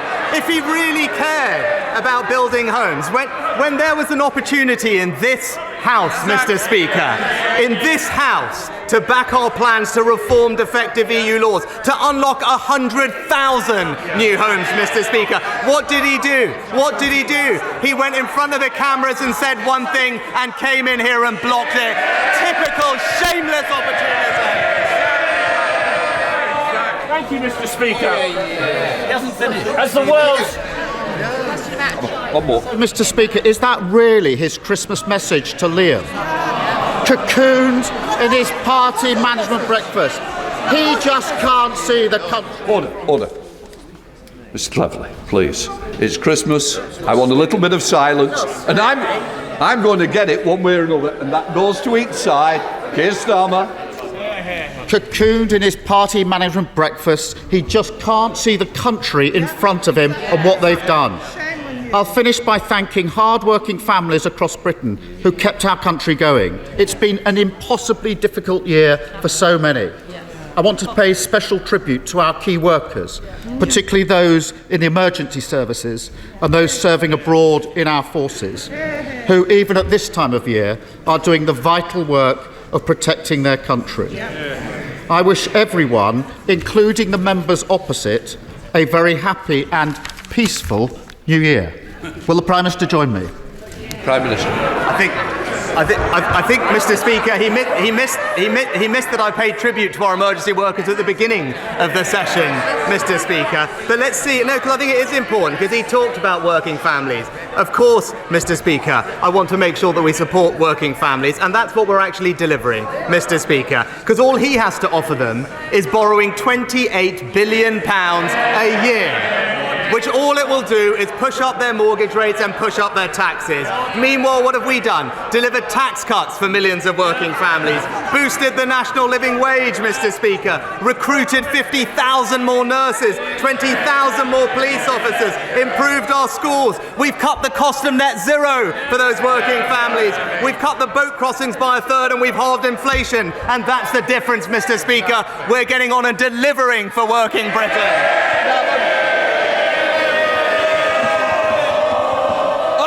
Stephen Hammond. Thank you, Mr. Speaker. As the world struggles to agree the future of the 1.5 commitment, in Wimbledon we're keen to do our bit. So to help my campaign to make EV charging access more widespread, can I ask my right honourable friend for 2 early Christmas presents? Will he speak to our right honourable friend the Chancellor to ask him to look again at the unfair differential rates of VAT on public and private charging points, and will he ask our right honourable friend, the Levelling Up Secretary, to look at the bylaws that stop local councils making on-street parking and charging more accessible? Well, Mr. Speaker, I'm happy to tell my honourable friend that the Chancellor has already authorised over £2 billion of investment to support our transition to zero-emission vehicles, and we are well on track to reach 300,000 charge points by 2030. And I can also tell him that we will consult on amending the National Planning Policy Framework to make sure that it prioritises the rollout of charge points, on top of the funding of almost £400 million to support local authorities, spread these out so all our families have access to them when they need. SNP leader Stephen Flynn. Thank you, Mr. Speaker. Can the Prime Minister please share his Christmas message for children being bombed in Gaza this winter? Prime Minister. No. Mr. Speaker, nobody wants to see this conflict go on for a moment longer than necessary. We urgently need more humanitarian pauses to get all the hostages out and to get life-saving aid into Gaza to alleviate the suffering of the Palestinian people. And we have been consistent that we support what is a sustainable ceasefire, which means Hamas must stop launching rockets into Israel and release all the hostages. Stephen Flynn. Mr. Speaker, if the current actions of the Israeli government continue, then it is estimated that almost 1,400 more children will die between now and Christmas Day. Now, in the United Nations last night, our friends and allies in France, in Ireland, in Canada, in Spain and in Australia, they joined with 148 other nations to vote with courage, care and compassion for a ceasefire. The UK, they shamefully abstained. How can the Prime Minister possibly explain why 153 nations are wrong, yet Westminster is right? Mr. Speaker, as I've said consistently, we're deeply concerned about the devastating impact of the fighting in Gaza on the civilian population. Too many people have lost their lives already, and this is something that we've stressed, and I've stressed personally to Prime Minister Netanyahu just last week. What we are doing practically is to get more aid into Gaza, Mr. Speaker. The Foreign Secretary is appointing a UK humanitarian coordinator, and in my conversations last week with Prime Minister Netanyahu, I pressed him on opening up the Kerem Shalom crossing so that more aid can flow in, and we're actively exploring the opportunity for maritime corridors, something that the UK is well placed to lead, and I can give him my assurance that we will work night and day to get more aid to those who desperately need it. The time, and well, we shall pick over the bones of that rather extraordinary in some ways PMQs after this. James O'Brien on LBC. James O'Brien on LBC. 20 minutes after 12 is the time. Natasha Clark, LBC's political editor, is with me. I'm not quite sure what we just witnessed there. Who is that man? I don't recognise him.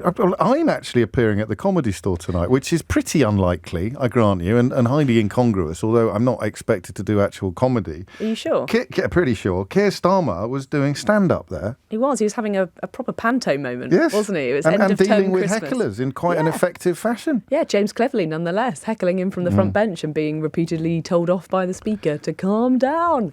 Yeah, absolute panto season. I think a Christmas wrap-up of what has been a bit of a terrible year worked quite well for Keir Starmer, with lots and lots of jokes, lots of puns thrown in there.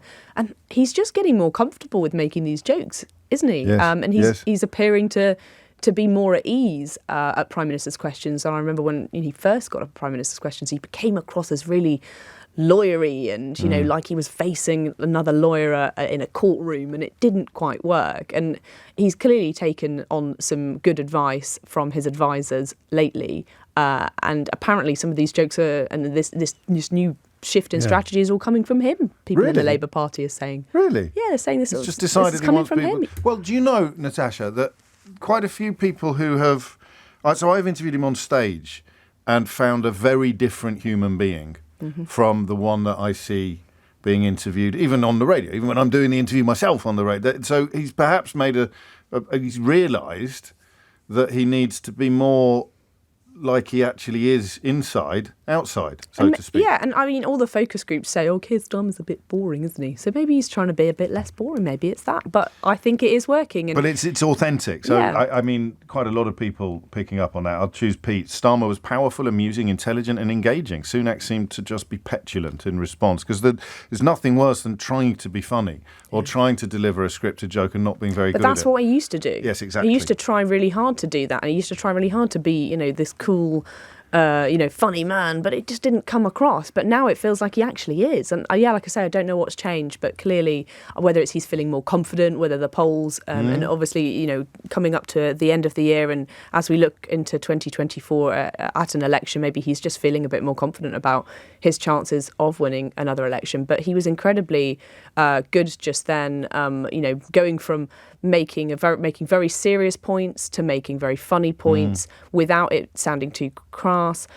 He wasn't sounding too pessimistic as well. He was pointing out that Britain's had a really difficult year. There's got lots of problems, but without sounding too moaning Minnie about it. Yeah, or even celebratory. Because the other lot are having a nightmare. You can sometimes sound as if you're crowing. Exactly, and he didn't sound like that at all. I think he got the tone pretty much bang on right, and then proper it worked poignancy at the end there. And then up Stephen Flynn to just slap Rishi Sunak around the head with the Israel-Gaza scenario, and Sunak sounding, I mean, Joe Biden's probably moved further towards criticising Israel than Rishi Sunak has managed to do in the last 24 hours. Yeah, I do note that Rishi Sunak just then said, we support a ceasefire in these certain circumstances. That felt like a little bit of a shift on the Gaza to me in terms of his language. So there was that. But yes, he did absolutely body blow him with that. Why are 153 countries right to call for a ceasefire, but we are not? That's a fantastic way of asking that question.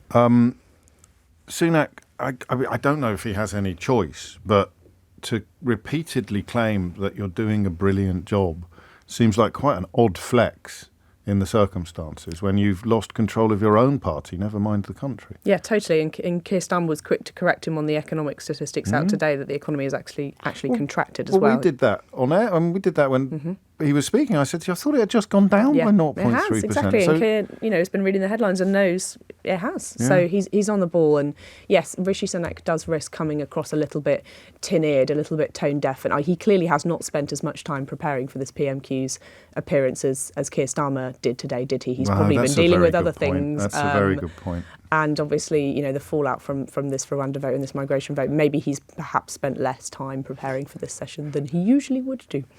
Martin suggests Starmer's gone from Kavanaugh QC to My Cousin Vinny. That's Martin in Katsuri. I love that film, My Cousin Vinny. That's a very good point. And he did something else which I don't think he's done before. And there is a degree of opportunism in PMQs, even though his sincerity on the case of the little lad whose toys are all in storage is unquestionable. It kind of spiked Sunak's guns a bit, because that, of course, was the final question, I think, the one to which Sunak would normally respond with the pre-prepared comments designed for the news bulletins, really the attack lines designed for the news bulletins. But he almost reached for the attack lines early and making those unfounded claims about the economy and about other issues as well. But then asking to send a message to a homeless little boy as the sixth question, difficult for Sunak then to stand up and offer up anything without sounding heartless. He did. He also came across quite shouty, Rishi Sunak, in that Prime Minister's questions. He didn't come across as tetchy, as he sometimes does come across a little bit irritated and a little bit angsty, but he was quite loud. It felt in your ears that the Prime Minister was shouting at you down the line. That's kind of how I felt. And yes, it was not pleasant. He came across as on the back foot, and Sir Keir Starmer was yet again on the front foot, and he's had a good run, as we've been discussing. It was the penultimate question, wasn't it, about the homeless child? Because the final question was just inviting Rishi Sunak to join Keir Starmer in offering up a happy Christmas to everybody. Exactly, what a nice question. And he fluffed that as well. Exactly, couldn't even just bat that one back. Yes, obviously this is the last Prime Minister's questions of the year. Keir Starmer's obviously been preparing for this one to really stick the welly and stick the boot in his final time in 2023 with the Prime Minister obviously on the back foot from last night's Rwanda vote and that fallout. I think he had a lot to go on, didn't he? I mean, that's three on the bounce for Keir Starmer, really. Yeah, I think so. Three first-class performances, all of which are probably among the best he's ever done. I love a fight in politics, so I was really hoping that Rishi Sunak would give it some welly and give him a fight back and give us all a reason to say, actually, no, I think he won that one best of three. Yeah. But no, it did seem that another good... It's a knockout. And he also did, a really awful response when Starmer pointed out that some of Sunak's colleagues have been giving very critical quotes to the newspapers. That's fantastic. That was great. Just throwing all of these insults that all of these anonymous Tory MPs have been doing in the papers, and I feel like Keir Starmer has done that before. I can't remember the exact day. Put your hand up. Was it exactly? You? Who was it? Was it you? That's where he was like a stand-up. Yeah. in a comedy it was room. I expect him to go, they're behind you. Yes. And Sunak responded effectively by saying, I know you are, but what am I? By saying, you should hear what they say about you. Ooh, what about you, mate? No one likes you. Not good at all. Yeah, and then start talking about education, which as far as I know, no one's really spoken about this week. That looked a bit desperate. It looked like he was reaching or reeling for anything to talk about other than the things, the territory into which Keir Starmer was leading him. We got a couple of minutes before the news. Just to step back a little, how much trouble is he in? I think he's still in a bit of trouble. I mean, the fact that we had quite a chunky number of Conservatives abstain on that vote last night, so 37 if you include the people who were slipped, 29 if you include the people who did not have an excuse not to be there. That's a sizable chunky majority, but the fact that they blinked in the face of that vote last night. Instead of voting it down, they decided, let's just abstain against it. Shows that actually, I think number 10 today will be saying, actually, we feel a little bit more confident that the rebels probably don't have the numbers to get an amendment through to try and wreck this legislation. And actually, I think they will be sleeping a bit better in the next few days. And is there a clock ticking? I mean, it's so hard to work out which deadlines apply here. The next election is as yet unspecified date. Mm-hmm. Getting planes into the air before it, they've bet the house on, albeit that I'm not persuaded at all that the public are remotely as interested in that prospect or as concerned by that prospect as the Conservative Party has rendered itself desperate for.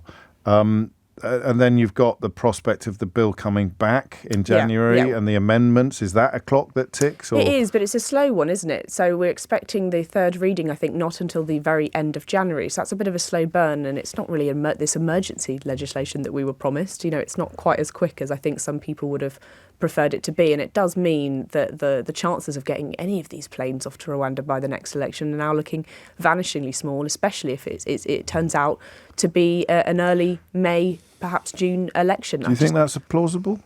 I think there is. What are the odds? We're playing 3D chess with this here. It changes on a day. My opinion changes on a day-to-day basis. Very much like a Boris Johnson trolley, depending on who I've spoken to. But at the moment, I think, if he can't get bits of legislation like this through, if he runs into another problem, or if, I'm completely wrong and the right wing of the Conservative Party all gather round together on this one amendment and threaten to vote the whole thing down, and he can't get this through, he's stuck. And if you're a Prime Minister that can't get legislation through, you have to call an election. So that's where we'll be next. That's personally where I think and this is where it gets Brexity. This is where it gets Theresa May reminiscent. So there'll be an amendment. All of these 5 groups, whatever they call themselves, will be on the same page. Yeah, maybe, but the chances are that probably won't happen. In Brexit, you saw it right across the Conservative Party. MPs left, right and centre saying different things. The only other suggestion for a general election early that I could see is if the Supreme Court or another court blocks these flights, and then Rishi Sunak says, well, they've been blocked, I must call an election if you're with me. Yeah. But, does he want to make a whole election? It's not got salience with the electorate Exactly. either. It's not a Brexit issue. No. You can't just say... So it's like a get Rwanda done type of I just play. don't think that's going to win you an election. No, it's not. I don't even know if it's going to win you any votes. Natasha Clark, thank you. So we don't see you till January now. You can see me anytime you like. I'll come on whenever. 12:30 is the time. Amelia Cox is here now with your headlines. James O'Brien on LBC. James O'Brien on LBC. 12:35 is the time. You're listening to James O'Brien on LBC. And if you make a habit of doing so, you will be aware of the case of Jimmy Lai, a British citizen who has been in prison now for over 3 years after being arrested at the offices of the newspaper that he owned, Apple Daily, in Hong Kong. And you'll know about Jimmy's story because of his son Sebastian's tireless efforts to persuade the British government to call for his dad's release. And until very recently, the British government and successive foreign secretaries, of course, including James Cleverly, had, been deaf to your pleas, Sebastian, but with the appointment of David Cameron, things seem to have changed. Yeah, so we met David Cameron yesterday night. So, incredibly grateful that we're finally meeting our Foreign Secretary. And you put your case. He's not going to be unaware of your dad's situation or unaware of what you want. Yeah. So there's progress, but we can't let the perfect be the enemy of the good. You didn't come out of there with a cast iron demand from the Foreign Secretary that China release your dad immediately. Well, it's definitely moving in the right direction. The Foreign Secretary mentioned that he spoke to Wang Yi, his counterpart in China, about it. So the case has been raised. They posted a picture afterwards with me and Lord Cameron saying that they stand by my father's side. So we're very optimistic. Obviously, actions speak louder than words. So we'll see what is going to happen, especially when his trial is going to happen on Monday, on the 18th.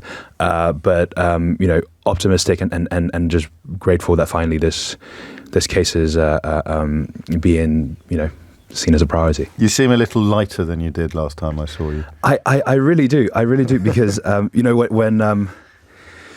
when you have your country behind you, I can't tell you what it means psychologically. Just to know that I might one day see my father again, especially this close to Christmas. Also, Cameron was pretty clear about the UK government's opposition to the national security law, which isn't a revelation necessarily, but to see it laid out in such explicit terms certainly won't go down well in Beijing. Yeah. It's been international. I mean, the law has been internationally decried. The security minister actually recently boasted that there was a 100% conviction rate. No jury, 3 government-appointed judges. And this is the law under which your dad is charged, and you mentioned the trials on Monday. Exactly, that's correct. And he stands a maximum sentence of life imprisonment, but even if he gets 10 years at 76, it's basically the same. Just celebrated a birthday, I think. On the 8th of December. And I know I ask you this every time, but what levels of contact have you had with him since his imprisonment, for people who don't know? Yeah, of course. So because of how broadly worded the national security law is, I haven't been able to go back. Well, actually, it would be more accurate to say that I can go back. I just probably wouldn't be able to leave again. So I haven't seen him in 3 years. The last time I saw him was the pictures that Associated Press posted of him. He was skinnier and more frail, and it's a reminder of his age. But also, it was the first time I saw him in 3 years, so I was just happy to get those pictures. Of course. And the trial, I mean, it could go on for months, as I understand. Yeah, so at the moment, there's been estimates of around 80 days. And how does it work, Sebastian? Is it televised? Is it behind closed doors? What will your dad be facing? So it's a trial in an open court. Right. But there has been instances, especially in the trial of the 47 that recently happened, where journalists have not been able to get in. We should mention Quilleen Gallagher and her colleagues at the Doughty Street Chambers, who've been leading the international legal team for you and for your father. But there's not a lot they can do in the context of a trial in Hong Kong, is there? Oh, they no. So because of the work that we've been doing, they've also been threatened. Yes. So they have no contact with the domestic legal team and cannot go to Hong Kong without threat of safety. So what's the best case scenario now? So, the best case scenario is obviously that dad gets released immediately. Or these, the thing with the legal system now in Hong Kong is that they'll keep you in as long as they want to, and write the text around all of that stuff. You could see with the previous convictions that my father has faced, one was for lighting a candle and saying a prayer at a Tiananmen Square vigil to commemorate the Tiananmen Square massacre of 89. And for that he got 13 months. It completely ridiculous. The other one was the landlord-tenant violation, a lease violation, that was then criminalized, and he got 5 years, 9 months for that. Right. The US instantly called that out. It's entirely disproportionate, but it shows you that that's the strategy of the Hong Kong government. They will have an idea of the date that they want him to stay in prison, and then they will just write the text afterwards. I know that you've said that you think that the UK will shortly add its voice to calls for your dad's immediate and unconditional release, and clearly you can only share some of the details of your conversation with David Cameron. But what do you think has changed? Why has there been this? Because the last few times I've seen you, you've been quite downcast. You're certainly never going to give up. That much has been clear since your dad's case first came to my attention. I've seen the absolute commitment to the cause that you have. But from the other side of the fence, from Whitehall, from Westminster, what do you think changed? Is it just a change of personnel in the Foreign Office, or is there something going on below the surface? Again, we hope that the UK government joins the call in calling for my father's release. As I mentioned before, the US government has, the Canadian just recently passed a resolution calling for my father's release. EU Parliament obviously has, and it will be such a show of moral clarity, of standing behind a British citizen who stood for all the values that we here believe in, and decided to stand for these values, even though his life was being threatened and is now in jail. I can't speculate on the change, but it was a very, very optimistic meeting that I had with Lord Cameron, and he's obviously new to this job, so I'm very optimistic. we've got a couple more minutes, actually, so I'd ask you a couple of questions I haven't asked you before. Your life, your own life, Sebastian, is pretty much on hold, is it? Are you campaigning full time? So it takes up a lot of time. I'm currently based in Taiwan, but life goes on in some sense. Obviously the Christmases and stuff, like you realize that there's a big part of that's still in Hong Kong. But we're living there happily, and I try to keep strong. Yes, of course. But this is effectively your job. This is I also have a day job. Right. Yeah. Okay. I'm just checking. Yeah. It's coming up to 12:44. Next time I see you, then we may have the best news of all. I would hope so. I would hope so too. Yeah, and I think that your continued support obviously has been incredibly. It's the least we could do. You were on with Sangeeta at the weekend as well. You hit the big time. Yeah, you got onto one of the popular LBC shows finally after all this time. Sebastian Lai, good luck, mate. Seriously, stay safe and have a cracking Christmas. You are listening to James O'Brien on LBC. The time now is just coming up to 12:44. James O'Brien on LBC. James O'Brien on LBC. 12:47 is the time. You are listening to James O'Brien on LBC. Like the man said, I spent some time yesterday with a foreign diplomat, a fascinating chap, and he said something to me that hadn't actually occurred to me before. He said that the person who's benefiting most in many ways from the situation in Gaza, the continuing bombardment in Gaza, is Vladimir Putin. And I thought for a minute, what are you talking about? And then I sort of realised, yes, of course. We've all taken our eyes off Ukraine. The attention of the world has moved. It returned this week in Washington, at least, when Joe Biden suffered some resistance to attend. So Hungary are causing problems in the European Union, and the Republicans are causing problems with America for allies of Ukraine and their attempts to provide more support. $200 million in security aid for Ukraine signed off by Joe Biden during Volodymyr Zelensky's visit, but the White House has now warned that the pot is running dry without new bills passed to greenlight more aid. The pledge to back Kyiv for, quotes, as long as it takes, it looks a little shakier perhaps than it did when he first made it. 12:48 is the time. You're, as I mentioned, turning our attention now to the Ukraine situation, and helped once again by Anthony King, who's a professor in security studies at the University of Exeter. There's two lines of conversation really, Anthony. One about what's actually going on in Ukraine, given that we are as a sort of community paying a little bit less attention to it than we were before October the 7th. And secondly, the details of the significance of what's going on in America. So you can choose which one you want to start with. Well, should we start with Ukraine first? Yeah. I think that's worth. So I mean, absolutely, as you said, people have taken their eye off Ukraine pretty understandably with the terrible situation in Gaza, but it is actually quite concerning what's going on there. So the Ukrainians tried their counteroffensive this summer. Pretty predictably, it was less effective. It was slightly more disappointing than a lot of people thought, but that was actually pretty predictable given their lack of air power, etc. But actually, from October, the situation on the ground there has actually, I would put it, become quite concerning. So the Russians are seeking a series of counterattacks, especially around the town of Avdiivka. These have cost them a lot of people. The Americans estimate they've lost 20,000 casualties. But that town looks like it's going to fall.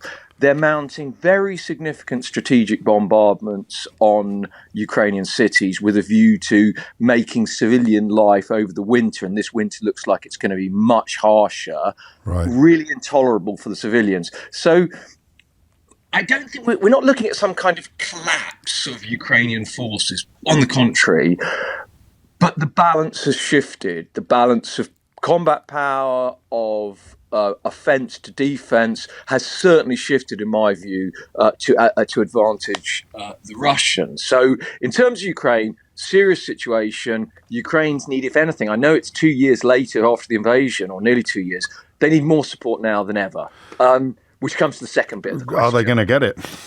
Well, this is the question. I mean, from a rational basis, given that Russia is one of the West's primary enemies, and in terms of Europe, the primary, in geographical terms, nearest enemy, it makes no sense not to provide Ukraine the maximal support.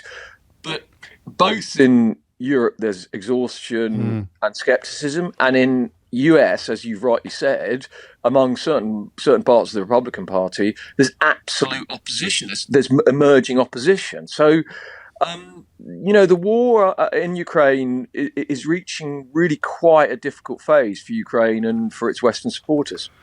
What do you think is going to happen then? I mean, how I think that we've been very optimistic since that first weekend when Putin was expecting everything to be done and dusted by tea time, and the world was slightly taken by surprise. I don't think you were, Anthony, but much of the world was slightly taken by surprise by the strength and the quality of Ukraine's response.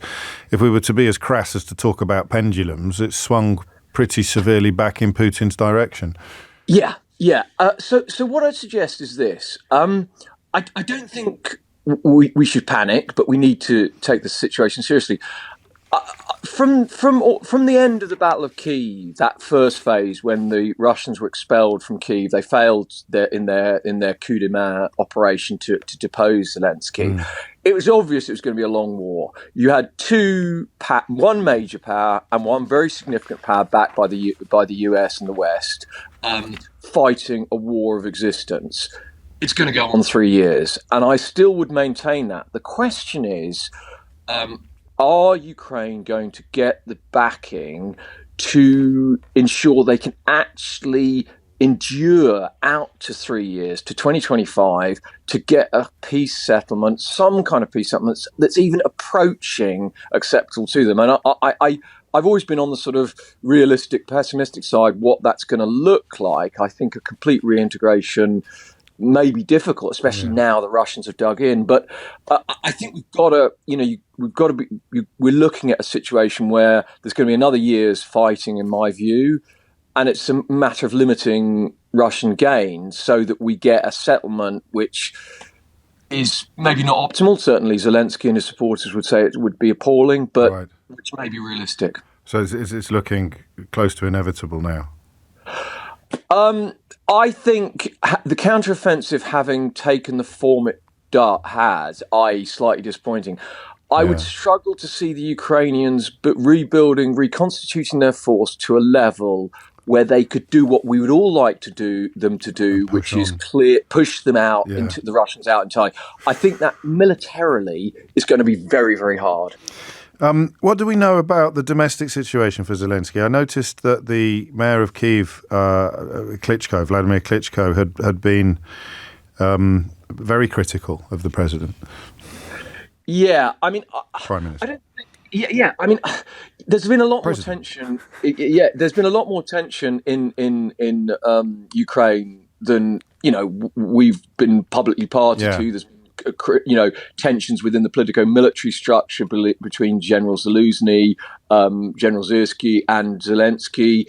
There's tensions in terms of certain corrupt officials who've been removed. So that there is definitely some concern and some skepticism, almost inevitable skepticism given the military situation, which is, not bleak, but just tougher than we were all hoping it would be in October 2022. So I think some kind of loss of support.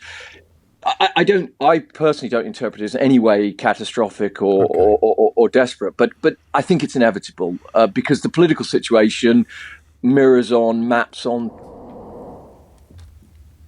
No, that was an apocalypse. No, we lost you a bit there. I don't know if I've got you back actually. You got me back. No, yeah, there you are. While I have you, and while we're talking about Joe Biden, quite a significant shift in stance from him on the other major international issue of the moment, on what he's described as the indiscriminate bombing of Gaza, in a suggestion that Israel is losing support of the international community. Not enough to change their vote at the United Nations last night, but enough to certainly change the tone of the conversation. Yeah. I mean, the US have backed Israel, and there are legitimate reasons. Israel have right of self-defense. It was a terrible attack, but it's been quite clear from almost the first day of the Gaza offensive. The US are deeply concerned about the approach the Israelis have taken. Some of their bombardments, all of their bombardments, may be strictly within the letter of the law of armed conflicts, international humanitarian law, but the fact is, they've killed an awful lot, thousands of civilians, and that puts, the Americans, it puts Israelis' allies, the Americans, into a very difficult position that they can't, they don't support that. So that move from complete support, in the days and weeks after the 7th of October attack, through to some concerned support to now, it's been a trajectory, but I interpret it. Behind doors, they've been pressuring Netanyahu and the Israeli Defense Force quite strongly, and that has now started to become public. They are deeply concerned. It is deeply concerning because whatever militarily happens in Gaza, the actions of the IDF are pushing any strategic or political achievement in the further and further away, and the Americans are well aware of that, and that's how I interpret this statement by Biden. And he could go further then if it continues. Well, the reports are he's given them a few weeks, and I think it's all I would say is. It's already very difficult for the US to give unquestioning support to Israel. I think that will become almost impossible if this goes on much longer. And as I say, I don't think, if we look at the scale of the operation, Hamas are actually developing better techniques in terms of their defense. I think actually it is a long operation and a brutal one, like all urban battles are. Anthony King, thank you, and thank you particularly for hopping from one issue to the other there unexpectedly. Professor in Security Studies at the University of Exeter. That's almost it from me for today. Although there was one thing at PMQs that we probably should have picked up on and didn't. Did Rishi Sunak say that did he boast about having more families than ever before? Was he sort of claiming responsibility for that? If it was Boris Johnson, you could understand. Couldn't you? How he might claim responsibility for there being more families than ever before under his premiership, as a consequence of his love life. But what was he talking about? He said Christmas is a time for families, and there are now more than ever before. How? I don't know. I've got a few of you asking whether you misheard. I don't think you did. But you can check, of course, because if you missed any of today's show, including PMQs, you can listen back on the whole show podcast on Global Player, where you can not only pause live radio, but also rewind it. So you can rewind and check. You'll also find all of LBC's shows to catch up on, as well as the best video clips from LBC and other global stations. Pause and rewind live radio on Global Player, where you're always in control. Download it for free from the App Store or head to globalplayer.com. Coming up at 4 on LBC. It's Tom Swarbrick, but now it's time for Sheila Fogarty. Thank you very much, James. James O'Brien on LBC.